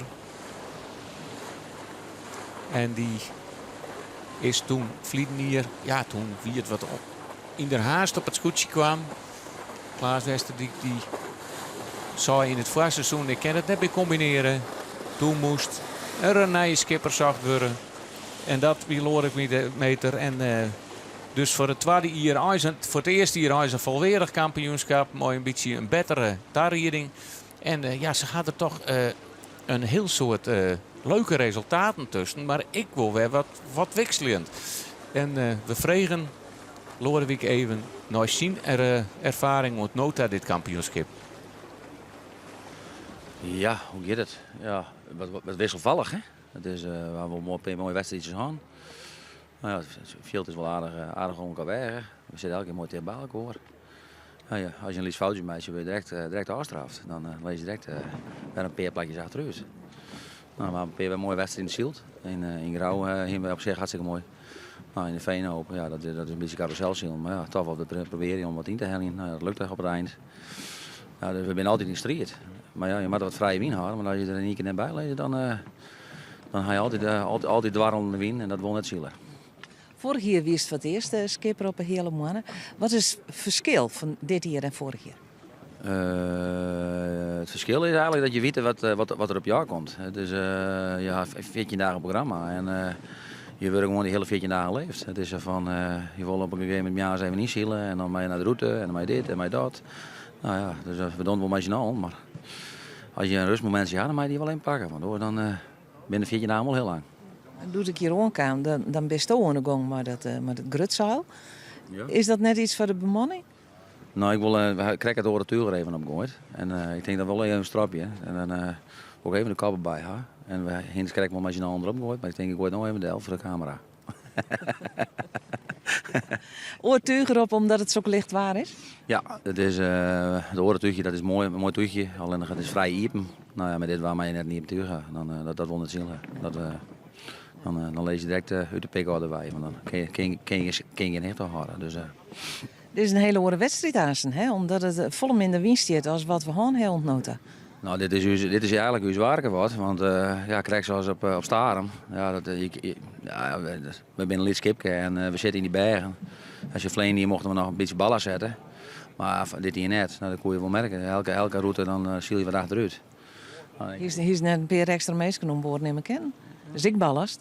Ja, maar dat had ik wel niet in. Iedereen, van mij had het hele vloot, meer mensen gezield dan alle jaren ervoor. Nou ja, de SKS die houdt het mooi in de gaten, we houden elke dag trouw, dus dat kunnen we mooi meenemen in de evaluatie. Maar ja, de ballast onderin het schip, dat is beter dan bovenop het schip. Maar krijgen de meesten net zoveel om onderin in het schip te zitten, dan zeggen ze, dan worden we zo misselijk.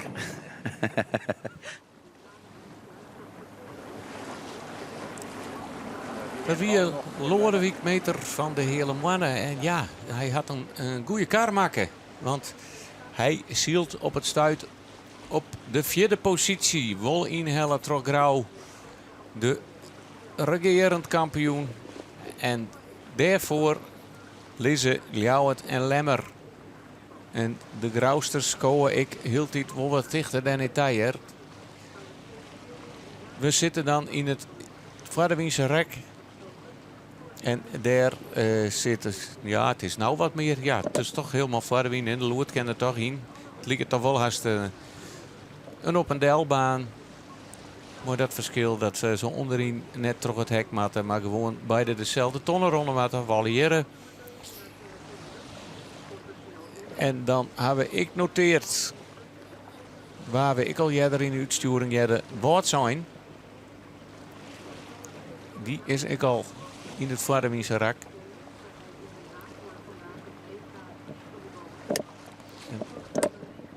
En die had een plakje pakt. Die kwam hier als 50 of 600 tonnen. Maar ik zocht nou huizen met jou rond de tonnen gaan. En ik jouwde, die laai ergens tussen het 12e en 13e bij het 12e en 13e de plak. Die giet je nou een zand om de tonnen. Dan zit er een heel soort wisselingen in. En die jouwer, wie ik aardig vier achterin, meer ik. Ja, die had ik profiteerd van dit cruiserak. Volgens mij vonden zij bij de onderste tonnen een gotje. Daar werd die hele ploeg maar ook in de knoop laai. Het jouwer een gotje vonden. En die had er aardig wat plakjes mee pakt.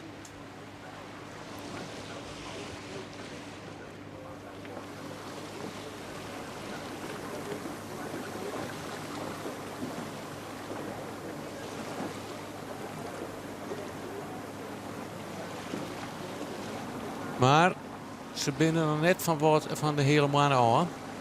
Het is nog boord om boord. Alhoewel de Grauwsters natuurlijk de beste uitgangspositie hebben bij de tonnen.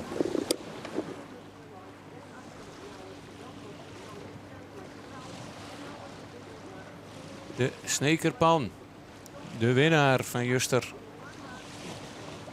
kwam heel scherp op een lijn. Mooi de start. Kon er net van profiteren. Moest onder alle scootjes klappen. Zijn eigen slag hoe stuurboord van. En zielt op het stuit ongeveer op een 8e plakje. En zij kwamen na een valse start weer redelijk bij de bobste tonnen uit. Op een 9e plakje, maar kwam toen nog weer in de drokte te zitten.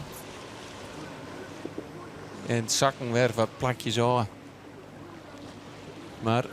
Maar deze waarsomstandigheden kan alles op kop zetten worden.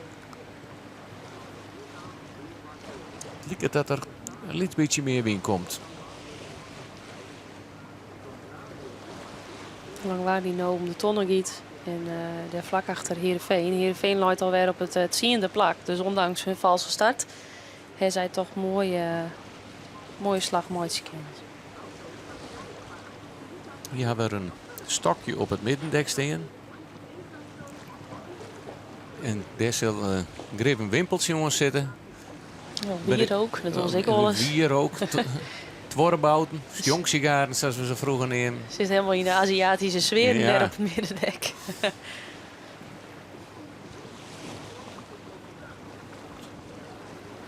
Het is wel nieuwsgierig of dat er wel bij de originaliteit van de scootsie zit. Want ja, daar ben ik nog wel wat. Er is ook een heel reglement van. Hè? originaliteitscommissie. Ja.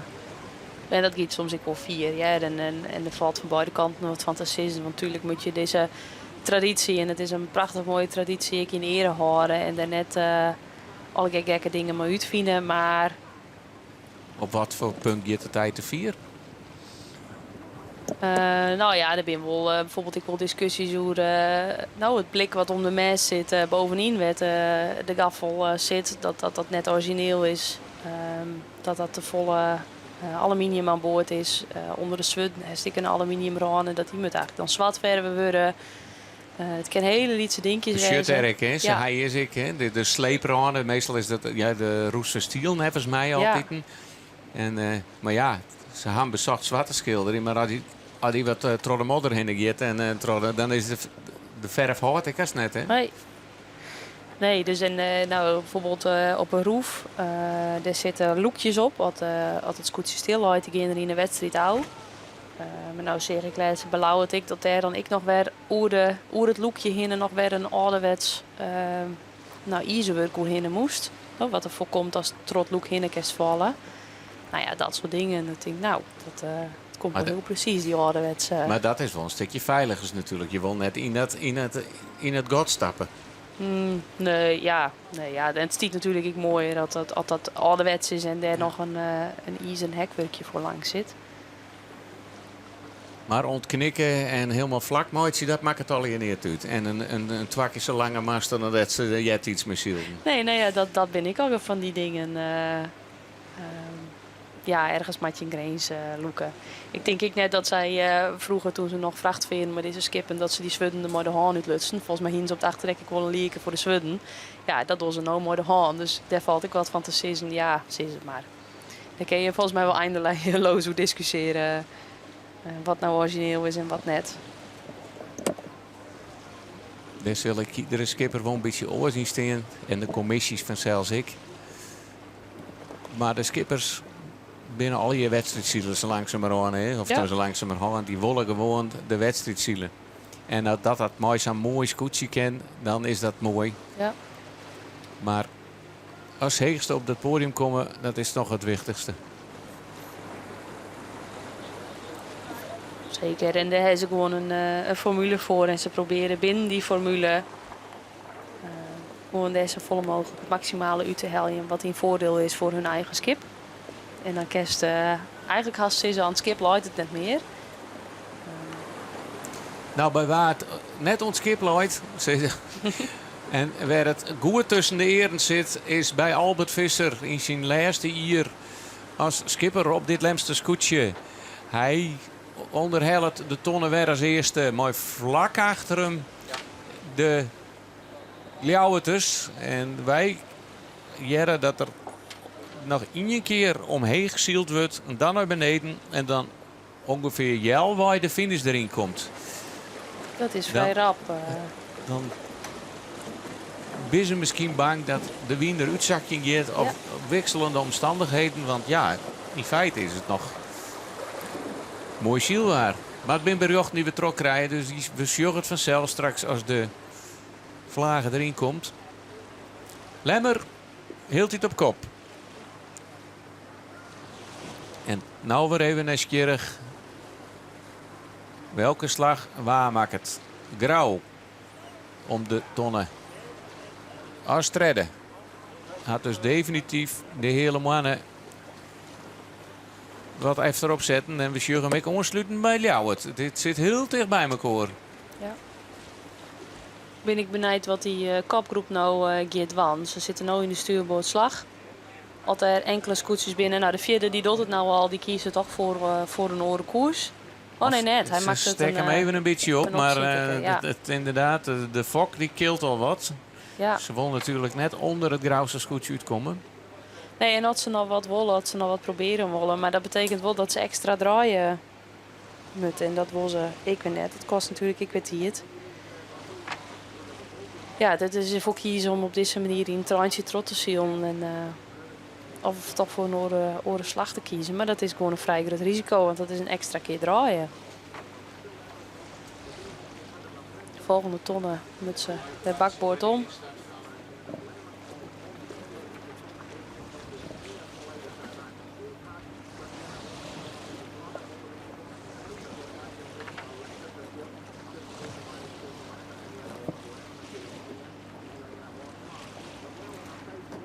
De eerste 5 scootjes, mooi van Bob Oosjoen lezen in het gelid.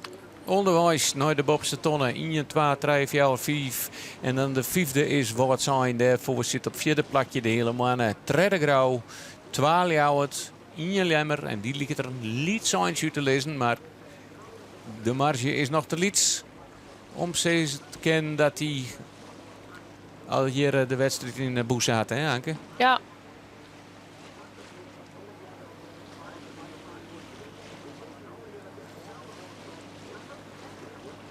En Willem Zwaga op het tweede plak. En we binnen vanzelf wordt wend in de SK's. Hast Els niet in de familie van elkaar, Anke, hè? Ja, ik bedoel, daar hast er ik heel wat. Maar nee, dit hier is dat er ik al adviseursfamilie van elkaar binnen. En dan achter op het achterdek van het Ljouwerter Scootsie zeggen we Jens Jongsma, zielmakker. En zijn huid Jaap Jongsma is ik zielmakker. En die zit achterop bij het veen. En ja, verliezen hier wie Jens nog analist bij ons, die zit nog op die plak. En we vregen hem waarom hij nou weer achterop zit bij het Ljouwerter Scootsie. Ik vond het avontuurvliegen hier heel leuk om te doen. Maar ik hier wel elke dag zoiets. Ik denk, ja, het zielen look me toch ik wel heel erg. En toen kwam het hele verhaal met Lauwert op gang. En toen, dan ben het luxe keuzes. Ja. Maar ik snel er wel achter, hè. Ja. Maar kom wel weer eens waarom. Ja. En nou wil dus het tafel dat die huid, Jaap, ja, tafel is het net misschien, dat die als adviseur bij Sietse Brouwer op het Jereveense scootje zit. Het plak des to eerst ziest. Hoe komt Jaap daar? Ja, sommige dingen gebeuren gewoon. We zijn even een lekkere weekendje aan het varen en ik heb wat jet in de geruchtencircuit dat Harmony en zocht. Of Sietse, excuus. Sietse en nou ja, dan juist via de jeugd was wat info. Nou ja, zat Jens met Jaap in België. Nou, hij had dat in. En ja, in het kader van de bijzondere hier voor de familie Brouwer heb ik daar graag Jaap zijn. En eerst de snitsweek even zield. En toen smidje nog weer even naar boord geweest op ter Henne. En nou, kan ik misschien een liefste bijdrage leveren. Dus dat moet ik graag doen. Maar dat het er mooi te maken dat Sietse zijn huid correct verstoren is.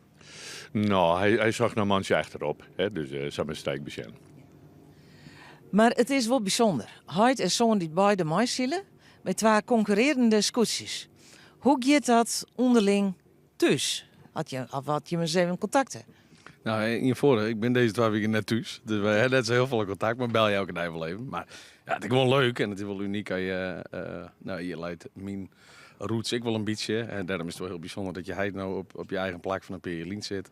Plus het feit dat je daar de jongens me helpen kennen. Vind ik het heel mooi dat hij dat doet. Maar met net al te veel les van elkaar. Nee, dat is alleen maar leuk. Leuke strijd. Ja, tuurlijk. Maar je bent echt wel concurrenten in de street op een podiumplakje.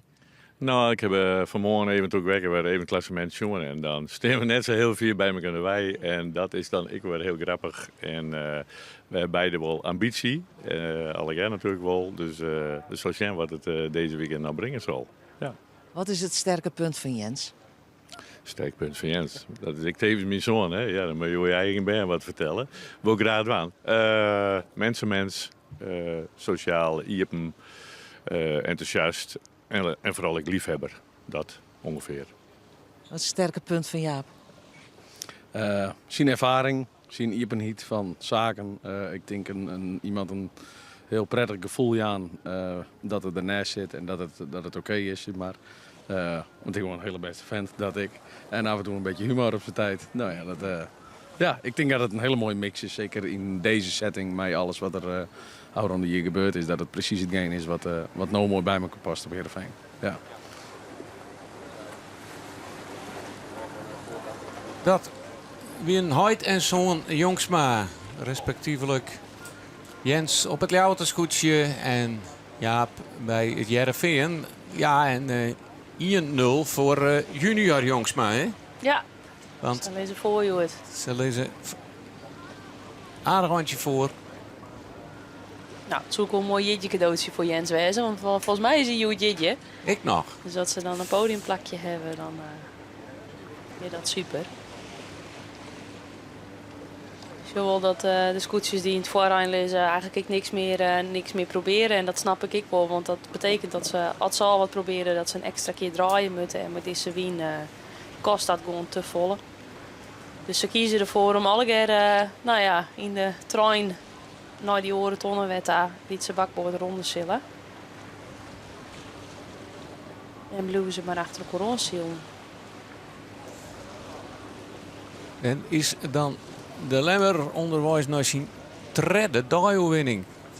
Het wordt jij dus, jongen. Wel aardig wat dajoewinningen, maar nog geen kampioen. En dat jouwt ook weer de stabiliteit van de Grauwsters, hè? Ja, dat skip van Grauw, dat erin gewoon hut. Ze doen eigenlijk altijd, elke wedstrijd doen ze mooi. Ik al zit ze een keer op een tonnen. En ze starten gewoon elke wedstrijd starten ze goed. Dus we zijn er altijd bij. En dat is eerst wel in de situatie met heel veel mannen. Dat ze eigenlijk onder het skip uitwaaien gewoon omheen rennen kennen. En scherper en hudder gaan. Daar winnen ze het mooi. En de ervaring, ja. Dan zeggen we toch weer, ja, het is mooi waar. En hier op de Hegemarkt, dus even wat verkoeling. En daarvoor ben pijlers, hè? Ja, net van deze mensen, maar om te zien hoe onjep het is. Ja, dus juist dat ze daar alle tot aan de middel in het wetter staan. Dat je vrij onjep wetter en een hudde zandplaat. En nou, hoe diep zit er wezen? Het is een meter, denk ik. Nou, op zo'n ondiep wetter zit je net vaak te zien, toch? Het is toch meestal wel een minimaal 2 meter wezen. Oorlmeter. Ja, dit is wel een van de ondiepste wetteren. En hij is natuurlijk wel veenhoop en jennewoud, een soort modder onder wetter. Dus daar sleept het zwet dan ik wel wat doorheen en wat remmet. Dat is wat moeilijker voor de pijler om dan echt te vernemen van nou wanneer heb ik de bodem. Want dat laagje modder wat doorheen loopt, dat remmet ik weer. Maar hier is gewoon een horizonplaat. Dus dan verneemt het wel vrij goed wat de bodem is. Ik denk dat het wel een van de ondiepste wetteren is. En morgen even naar Lemmer. En de wedstrijd erna ik. Ja, daar is het een stuk jipper. Het de pijler, ik even wat rust.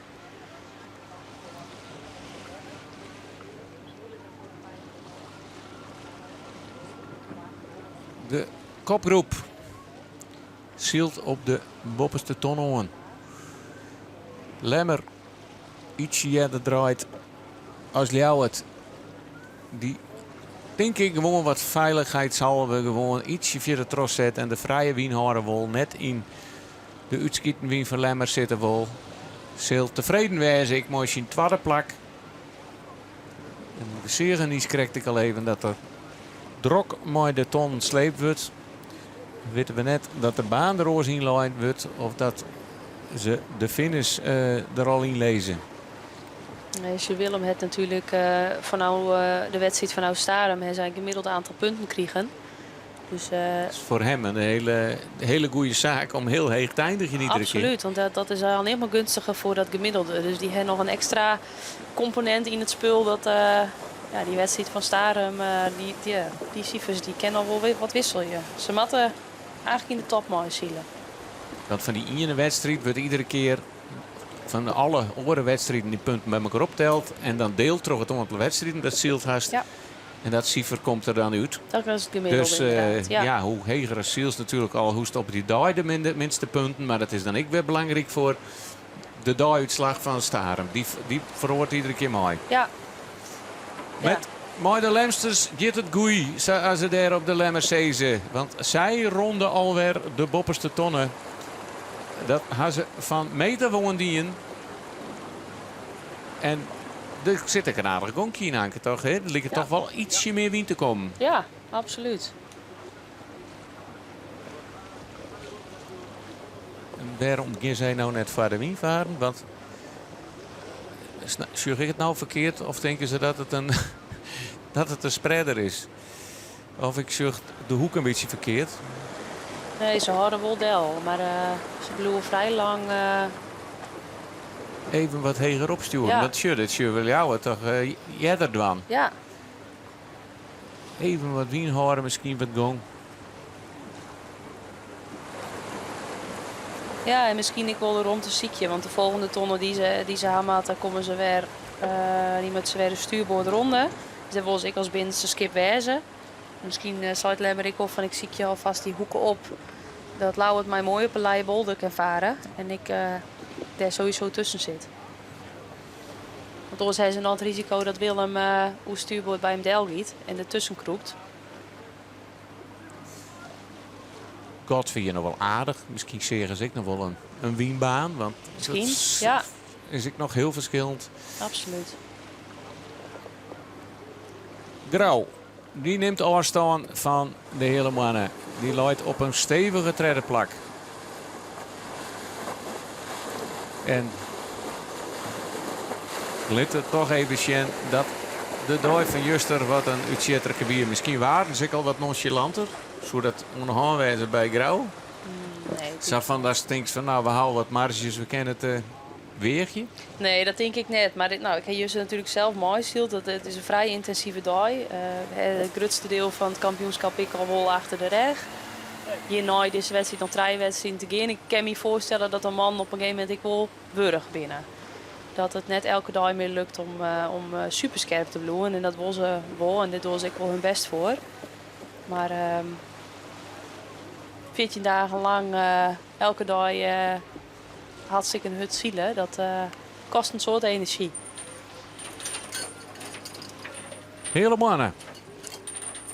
Ik nog heel tijd mooi op een 4e plakje.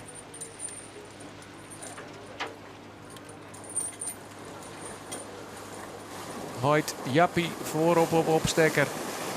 Lodewijk ont Helmhout. Jappie, ik. Mijn ontleren. Skipper op het Ljouwertersgoedje west. Ja, klopt. Ja. Het heb ik nog op zielt.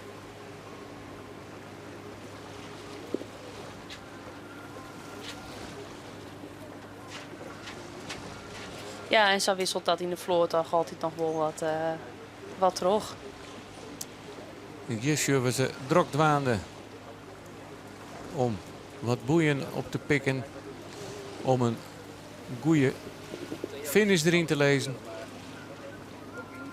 Ja, en we weten natuurlijk dat die commissie en uiterste best doet. En we weten natuurlijk dat de omstandigheden lastig binnen. Maar wat hier het mooi was, dat we het zongles hier nieuwe toch? Ja, eigenlijk wel.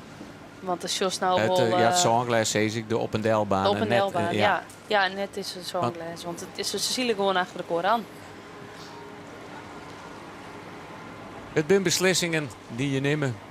Die je maar nemen matten. Wil je net alleen nog maar de ingrediënten hebben wat mogelijk komen kan. Dus.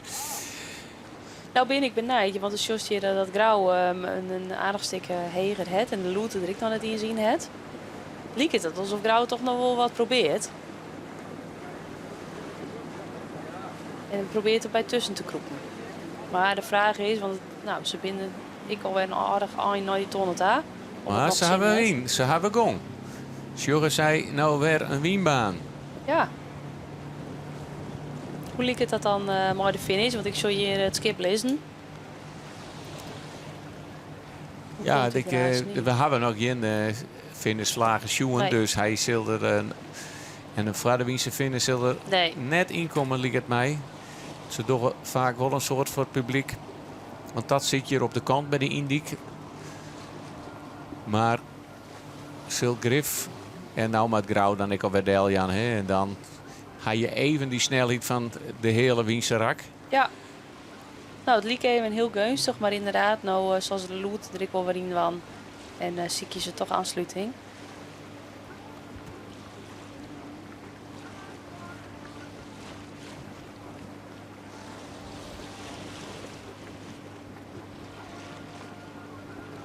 Maar Ljouwert sluit ik wel weer aardig dicht om bij de lemmer.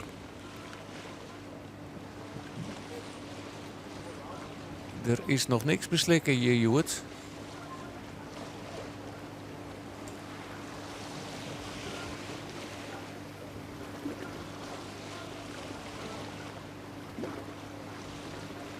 We binnen heegst waarschijnlijk, zei ik, heegst waarschijnlijk, want we hebben nog geen signaal yet dat zal komen als het dicht bij de onderste tonnen zitten.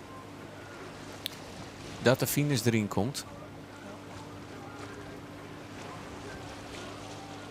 Maar ze kennen vanzelfs ik nog gewoon zeggen van ja, we winnen het wel van plan, maar jongens, er komt het wien. Geef nog maar een rondje. Ja, zoen ze dat dan. Om het tijd ken het. Maar we zijn natuurlijk jetter start nieuw het. Als het oorloer onderwijs. En dan is het nog een heel eind op en deel om dan nog eens een keer. En ze zullen de finish toch hier onderin wat horen willen. Voor het publiek. Onder de... Ja, en Joen of morgen met Cecile op een lemmer. Dus alle skippen die moeten eigenlijk nog wel verplaatsen richting de lemmer. En wat er Joen dan is een intocht van de scootjes. Ik geloof om een uur of zo dat ze dan alle keer terug het binnenwetter van Lemmer er langs varen. Om dan daar ik weer via de sluis langs de Vuurtorenweg te gaan liggen. Dus ze moeten op die wel weer die kant op azen. En dat is een hele happening, hè? Daar komen duizenden mensen op aan, hè? Ja, en hartstikke gezellig. Voor de meesten thuis dat je nog niks te doen hebben. Op naar de Lemmer. Ja.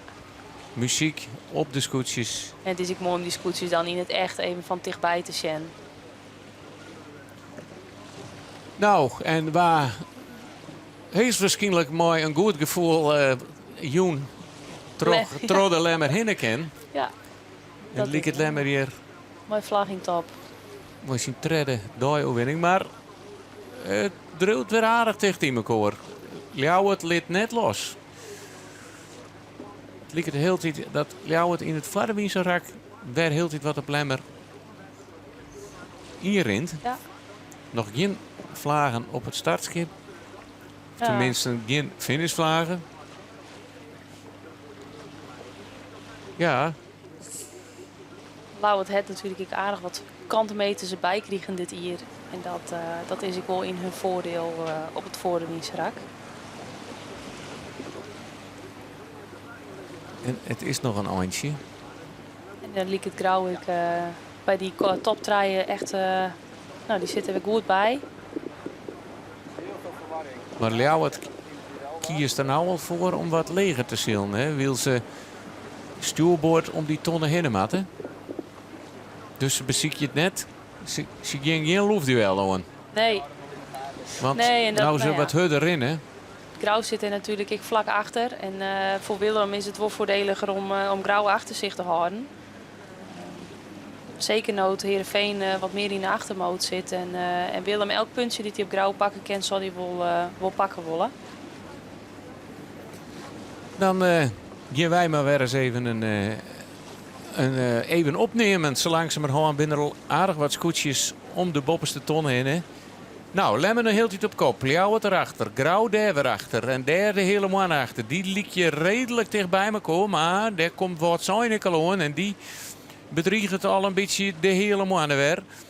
De Jouwer, die is ik aardig op schoot, Joert. Die had weer hetzelfde trucje dingen als Juster. Wat minder starten en dan toch langzamerhand weer omheen. Zij liggen op een 6e plak. Zo'n Huzem. 8 Snits. 9 Jereveen. 10 Langwaar. 11 Drachten. 12 Akrum. 13 Jennewoud. Ja, en dan de Zuidwesthoeken. Als 5e om de ton. Sluit nou weer helemaal efteron, hè? Ja. Is dat nou alleen nog het scootje? Weet ik net. Dat is moeilijk om te sissen.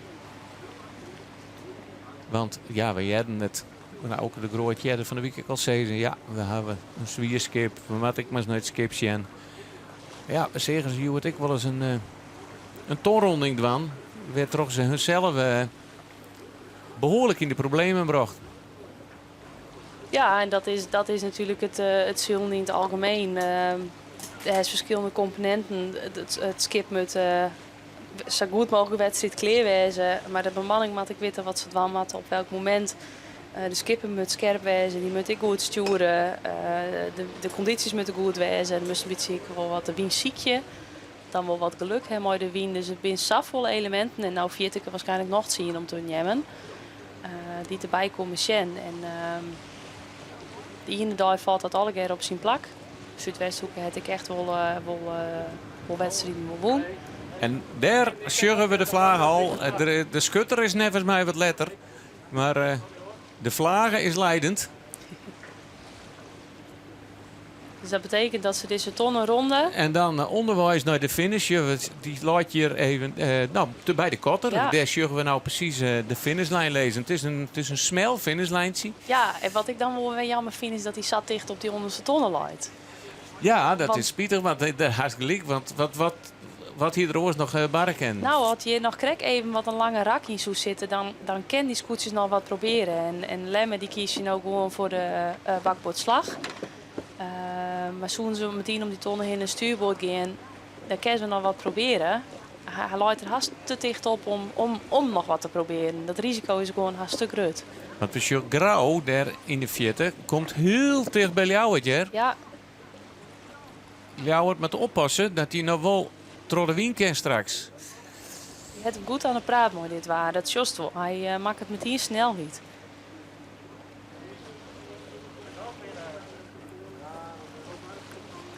Want is Grauw nou al naast Ljouwert? Het is een heel lang voort. Het is altijd moeilijk wat te zien, maar het lijkt er wel op.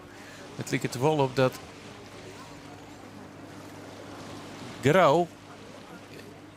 Grauw maakt een volle gruttere boog om de tonnen heen. Die onderheil hem volle meer als Ljouwert. Ljouwert ging er volle heeks eromheen. En daar toch volle minder snel.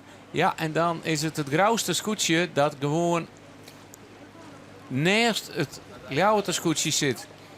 En Willem Zwaga, ja, hij loopt nog wel voor, maar kan geen kant uit. Nee. En moet dan ik nog oppassen wat er al hier achter hem zit. Maar te hopen dat Grauw betiet door de wind gaat en dat hij ontsluiten kan. Ja, want Lau het mooi nou net draaien. Had Grauw dit zo leidt. Hij moet vrij wezen voordat hij die draai inzetten kan. Dus dat betekent ik dat Grauw hier wel even de basis is hoe Lau het. Maar ik kan me voorstellen dat Lau het ik nog net draaien wil. Want Lemmer is correct draait. Zij willen net onder Lemmer draaien. Want dan hij is weer vieze wien. Dus hij zal toch wel ziekje om even een stukje trot te zien. En omdat die finishlijn zo kwad is. Nou, is Grauw Ljouwert alweer. Die zakken er weer wat achter. Ja. Grauw zakken er weer iets beetje achter. Ken Grauw. Dan is het ik maar hoe vier zet Grauw terug. Nee, daar draaien ze mooi. En daar krijgt op die hier Grauw toch lest. Hè. Ik al lees je er dan boppen. Het scootje toch komt er al je wien. Ja. Een beetje uit die turenwaai. En ziel je er net samen terug in, hè? Nee, maar het zal je gebeuren dat je klek voor de finish. Dat nog even bad. Ja. Maar hier is een scootjeskipper. Ja, die nog net aan slijtage onderhevig is. Ik stopte de mooie takken hier. Het is Albert Visser die hier voor de derde keer deze reeks. Ja, en het lijkt het wel dat hij nou voor het eerst eens even achterom shirt van nou, waar lezen we? Maar dat zullen hem influisteren wezen. Terug zijn adviseur, Bouke Kupers. Die hier mooi het Lemster scootje een eerste plakje pakken. En het is hun derde overwinning in dit kampioenschap. En fantastisch.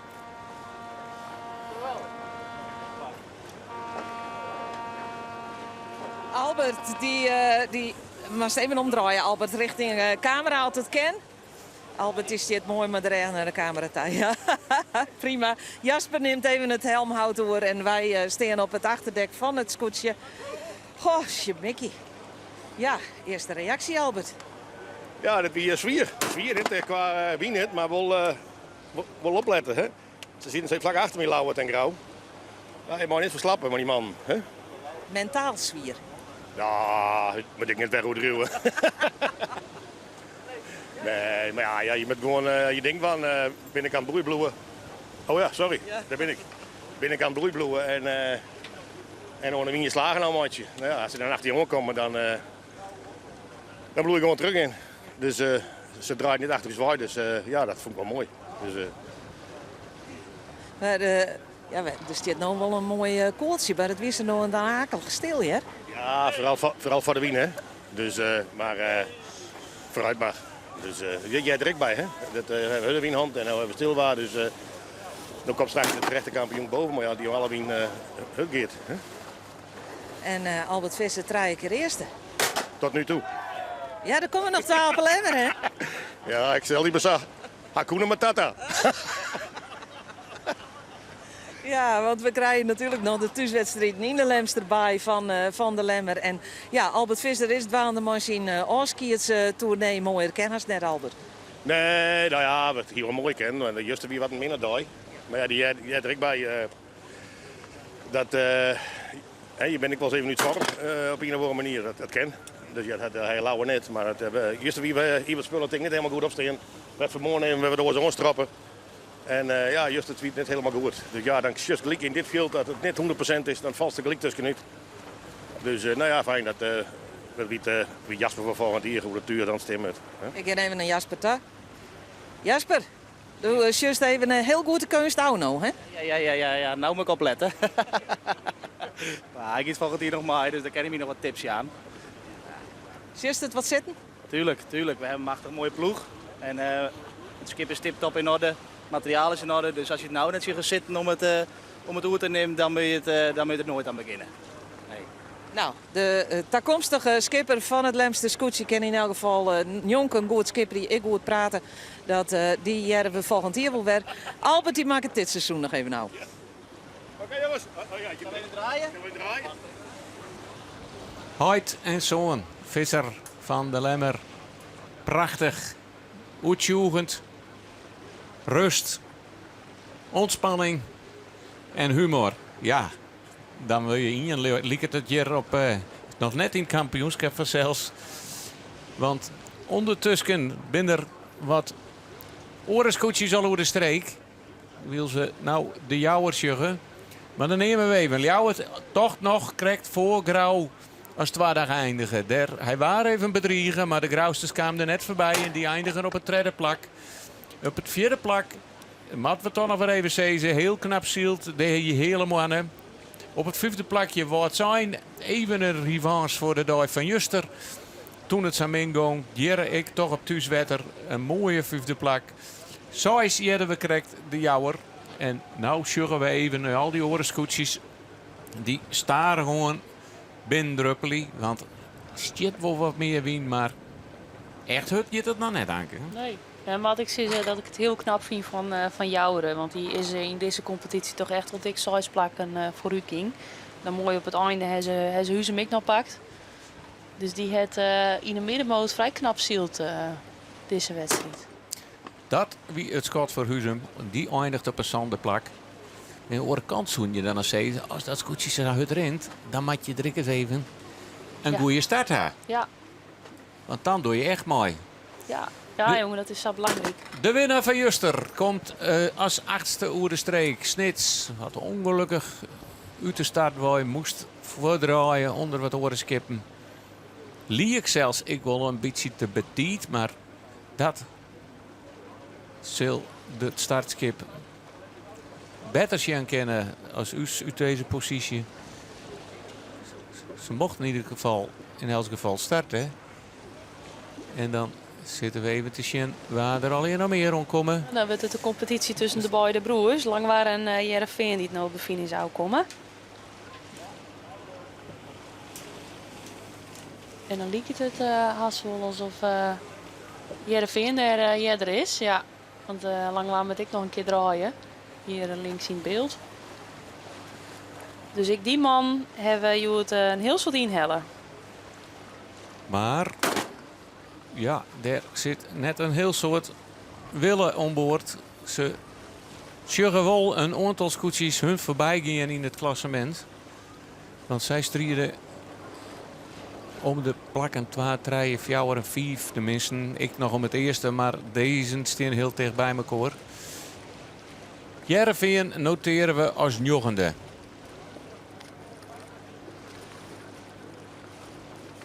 Wils, onze technici, ik wil eens even hun moment hebben willen. En dat jouwt ik helemaal neer, want die door alle werk hier op de Eftergroen. Die zorgen voor deze mooie beelden. Voor goed signaal, want dat is ik altijd net lekker makkelijk op het wetter.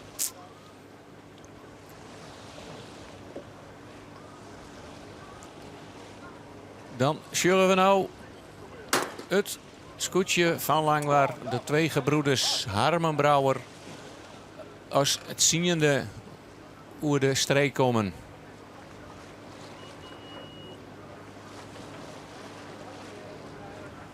En dan zit er toch wel een redelijke, duidelijke skiering, lijkt het wat in de vloot. De noemen ze iemand tot en met zo aan.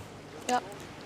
En een aantal scootjes dat ik de hele week wel een beetje Ja, op wat situaties hadden wat achterom komt. En de scootjes die je nou nog finishen matten, die hebben wel echt last gehad van die eerste onderwiese tonronding. Werd ze alle keer op elkaar lijn te wachten. Dat het gewoon heel sortiert kosten. En dan is het echt wel moeilijk om er weer bij te komen.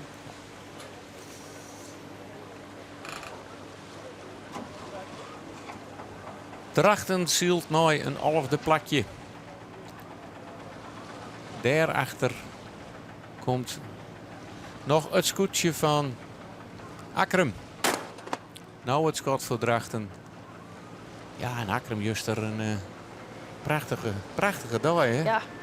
Maar het zijn nog te volle uitschieters. Te vol verschil.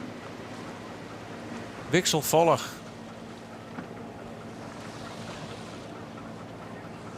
En dat is ook moeilijk, hè? Om altijd maar constant te zien. Dan krijgen we nog 2 scootjes die binnenkomen. Jennewoord moet nog finishen. En als allerlaatste is de Zuidwesthoek op dit stuit. Jammer, want die had de eerste tonnenronding lijn zijn 5e. Die starten op een 5e plak. Ja. Dan zoen je zissen. Je zakje wat als je wat een minder skip had. Maar om dan Safir uit te zakje, dan... Daar klonk het schot ik voor Akrum. Ik definitief. Op een 12e plak. Nou, en dan kennen we dit ik al. Maar dat schot nog klinken. We noteren hem vast. Jennewoord op het trettende plak. Want die zal nooit weer in helle worden. Toch Auke de Groot van de Zuidwesthoeken. Dan geven we nog een geertje bij het Ljouwerter scootje.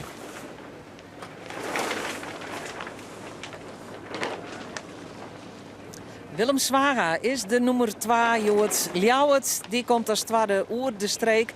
Willem, wat weer dit voor wedstrijd voor jou? Warm. We hebben van de winter hebben we een apparaat omdat we zwemvesten verplicht is dat het windkracht 4 euro uit, maar zo doet het gewoon dat het windkracht 2 is. Dus, we hebben nog regen met je al, maar dan mocht er ik natuurlijk die vlaggen. Maar nee, heel warm, vooral voor iemand. Verschrikkelijk. Ik ben net helemaal fit, dus het is een regenwedstrijdje voor mij. Nee, je bent net helemaal fit. Wat is er aan de hand? Ja, een beetje een griepje. Wie net. Dus, juist er even zwom, misschien dat het ervan komt of zo. Een beetje blauw al of zo. Maar dat is wel een goede paracetamol, hè, dit. Even wat pijnstillers erin en dan vind ik het extra knap. Dat is hier als het ware hoe de streek komt. Ja, jongens, vond ik wel fijn. Ik wil lekker rustig zijn, dus dat ben ik normaal net zo. Dus, nee, hartstikke best. Mooi, ja, zit er mooi bij in de start en dan is het net zo moeilijk. Die starten, dat moet gewoon wat beter bij ons. Ja, dus is het. Als we die goed hebben, dan ben ik ook man. Ik lees bezocht Grauwert nog even, maar je wist de aanval te worden. Ja, vind ik wel mooi hè, dat we dat opzetten van tevoren. Als dat aankomt en ja, wij hebben natuurlijk een beetje slechtere draai. En hij doet het precies op het goede moment natuurlijk, dat ik kies met om mijn uit te grijpen of toch gewoon over bakboord te houden en dan indraaien. Maar ja, dan valt het helemaal stil natuurlijk. Dus ja, kijk of van genieten hoe hij dat opzet. Maar hem goed aanwezen. Dus, Kerst ik van leren? Ja, wij kennen dat ik al leer, maar die man die zit lekker in de wachtpositie. Die heeft niks te verliezen. Die wordt van achter en omvallen. Dus, ja, maar ja, je moet het wel, hè. En dus nou ja, wij hebben gewoon om die tonnen en check maar tot in de wien. Ja, dan valt hij vanzelf leeg en dan hebben we 2 keer dat in. Ja, en dan valt hij erachter. En dan op een gegeven moment probeert hij iets eerder te draaien natuurlijk. Dat hij hoopt dat hij wien voor Lemmer langs krijgt. En dat Lemmer u zou dekken. Ik dacht, wie kreeg een beetje te let voor hem, dus nee, toen wien hem de baas. Ja. Jereveen die moest op naar starten, hier een valse start. Zit daar toch wat meer achterin, er nog wel weer bij komt. Maar het houdt wel in dat maar Jim goede positie joh, dat Jim nou tweede steen in het klassement. ja, dan hebben we nog een plakje vooruit. Ken dat nog? Wat denk je? Nou, ja, Douwe Sassiel denk ik net. Ja, hij met wat fouten maatje, maar ja, hij heeft wat marge. Hè. Hij kan hem nog een goede dikke in een oude Luca natuurlijk. Dus ja, het zal moeilijk worden. Maar wij met gewoon geen fouten maatje, meer hebben we net wel. En Lemmers zit nog vlak achter je, hè? Ja, nee, die doet ik hartstikke best. Die start weer voor mij hartstikke min. Hij draaide uit de Lende naar de Gulta. Ja, wij zijn natuurlijk met z'n allen in een treintje en wist dat ontkniepen om de boel erachter te houden. Ja, en hij kan hem lekker vrij erin zitten. Dus daar kwam hij ervoor. Maar we hier wel het idee dat we hem qua gang wel wat hebben kon, maar ik moest steeds een beetje hechter houden voor Grauw achter ons. En hij heeft hem wat meer erin zitten volgens mij. Dus dan, nee, mooie wedstrijd, hè? Super. Oké, dus juist, ik ben net helemaal fit. Normaal weet ik van, gaat hier de vlag in top en komt er wat bier. Zit het bier of bloedt het bij Wetterjoerd? Ik denk dat ik een ratertje 0,0 neem. Nou, geniet ervan. Maak me beter van hem, komt er gauw een biertje bij, hè? Ja, Willem Zwaga. Hij is dus net helemaal 100%, maar wordt je het wel gewoond worden.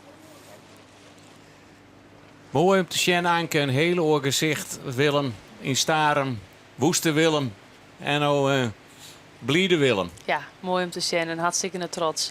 Mooi tweede plakje, goed in.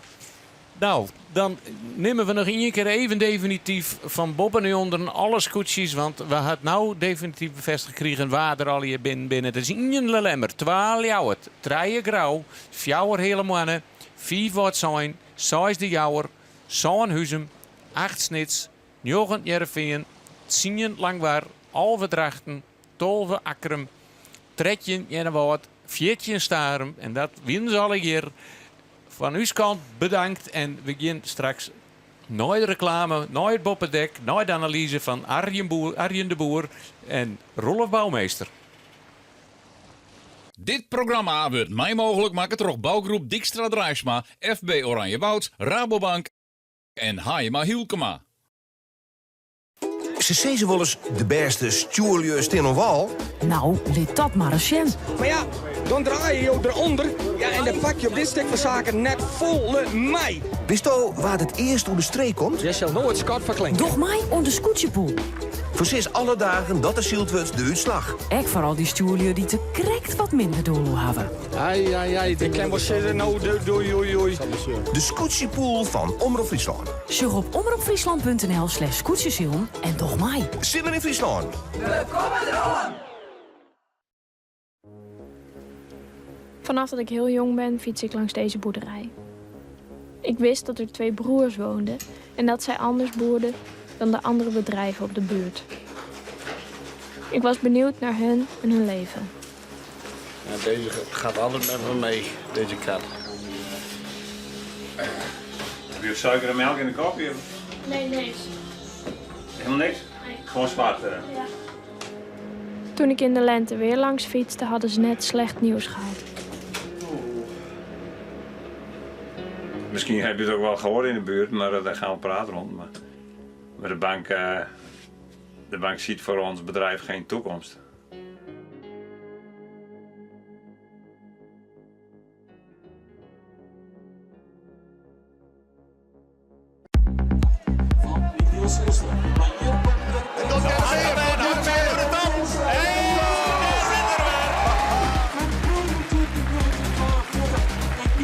Femke Rispers, ja zeker ken je er wat meer Hellies. Die neemt de leiding over.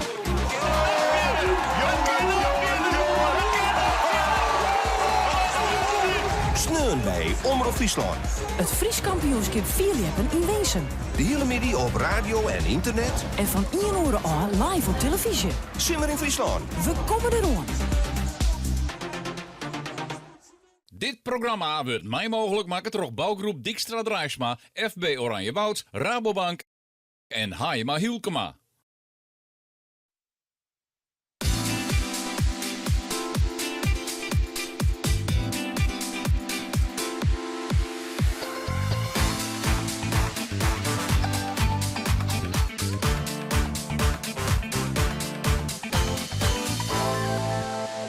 De Lemmer, mijn skipper Albert Visser, die komt hier als allereerste oer de finish hier op het wetter van de Hegemermar. En zij pakken dus alweer de derde dooioverwinning in dit klassement. Hij had zelfs een geweldige dooi achter de rug. Willem Zwager, maar Ljouwert, die finishte als tweede. Vond het echt een geweldige zielerij. Vond het eigenlijk een geweldige zielerij?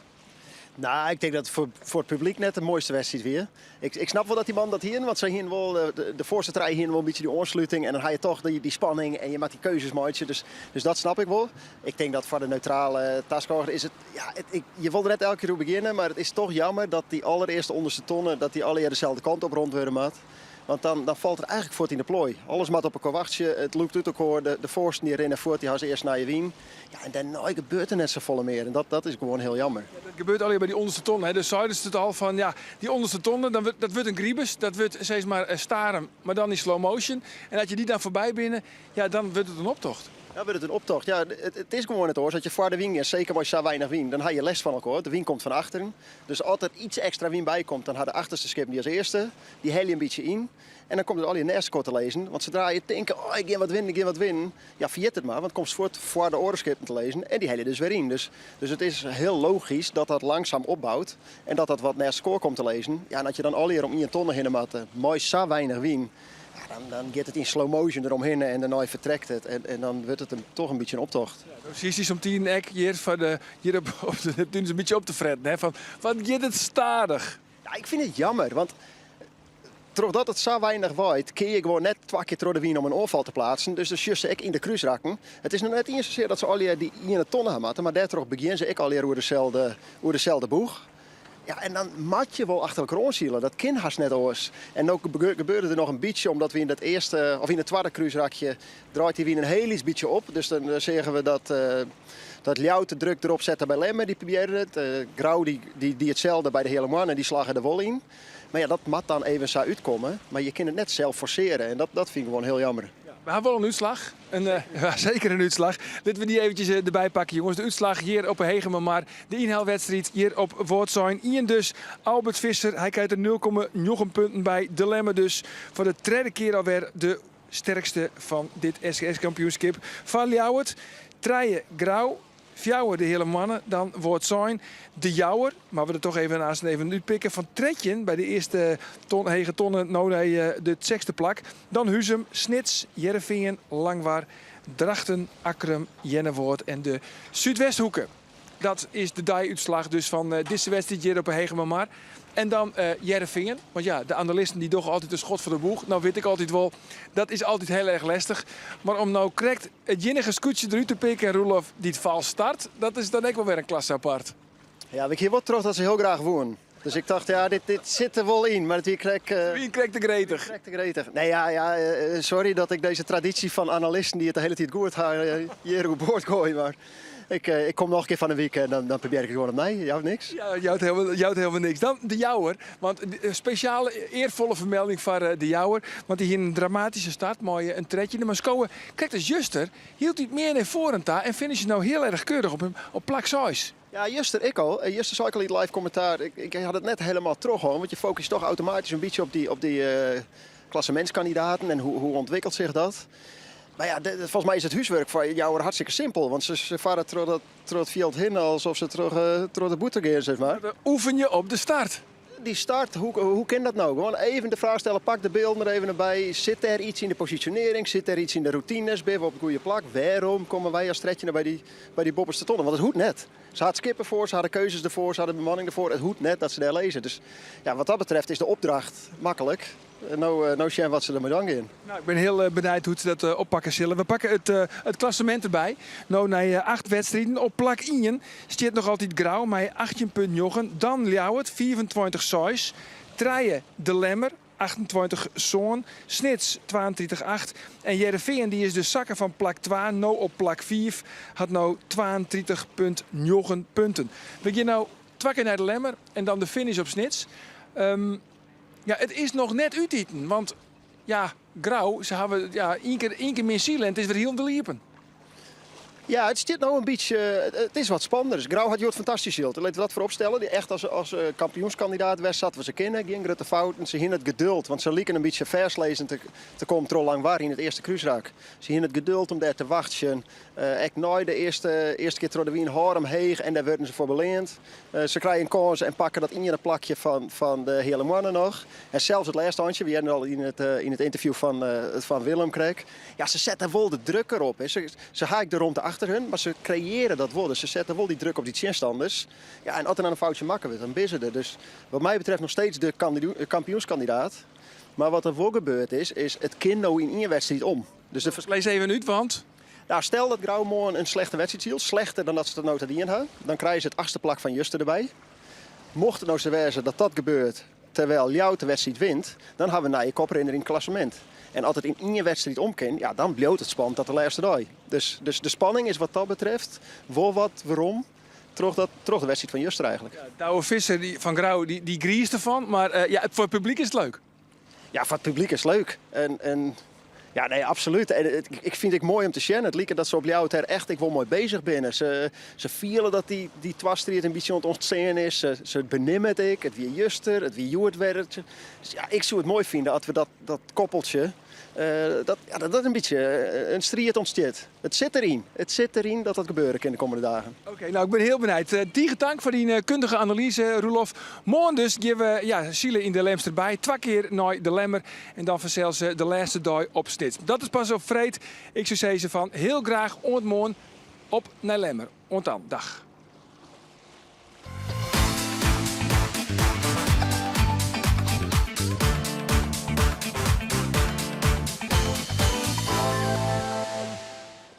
Dit programma waard mij mogelijk maken door bouwgroep Dijkstra Draaisma, FB Oranjewoud, Rabobank en Haima Hielkema.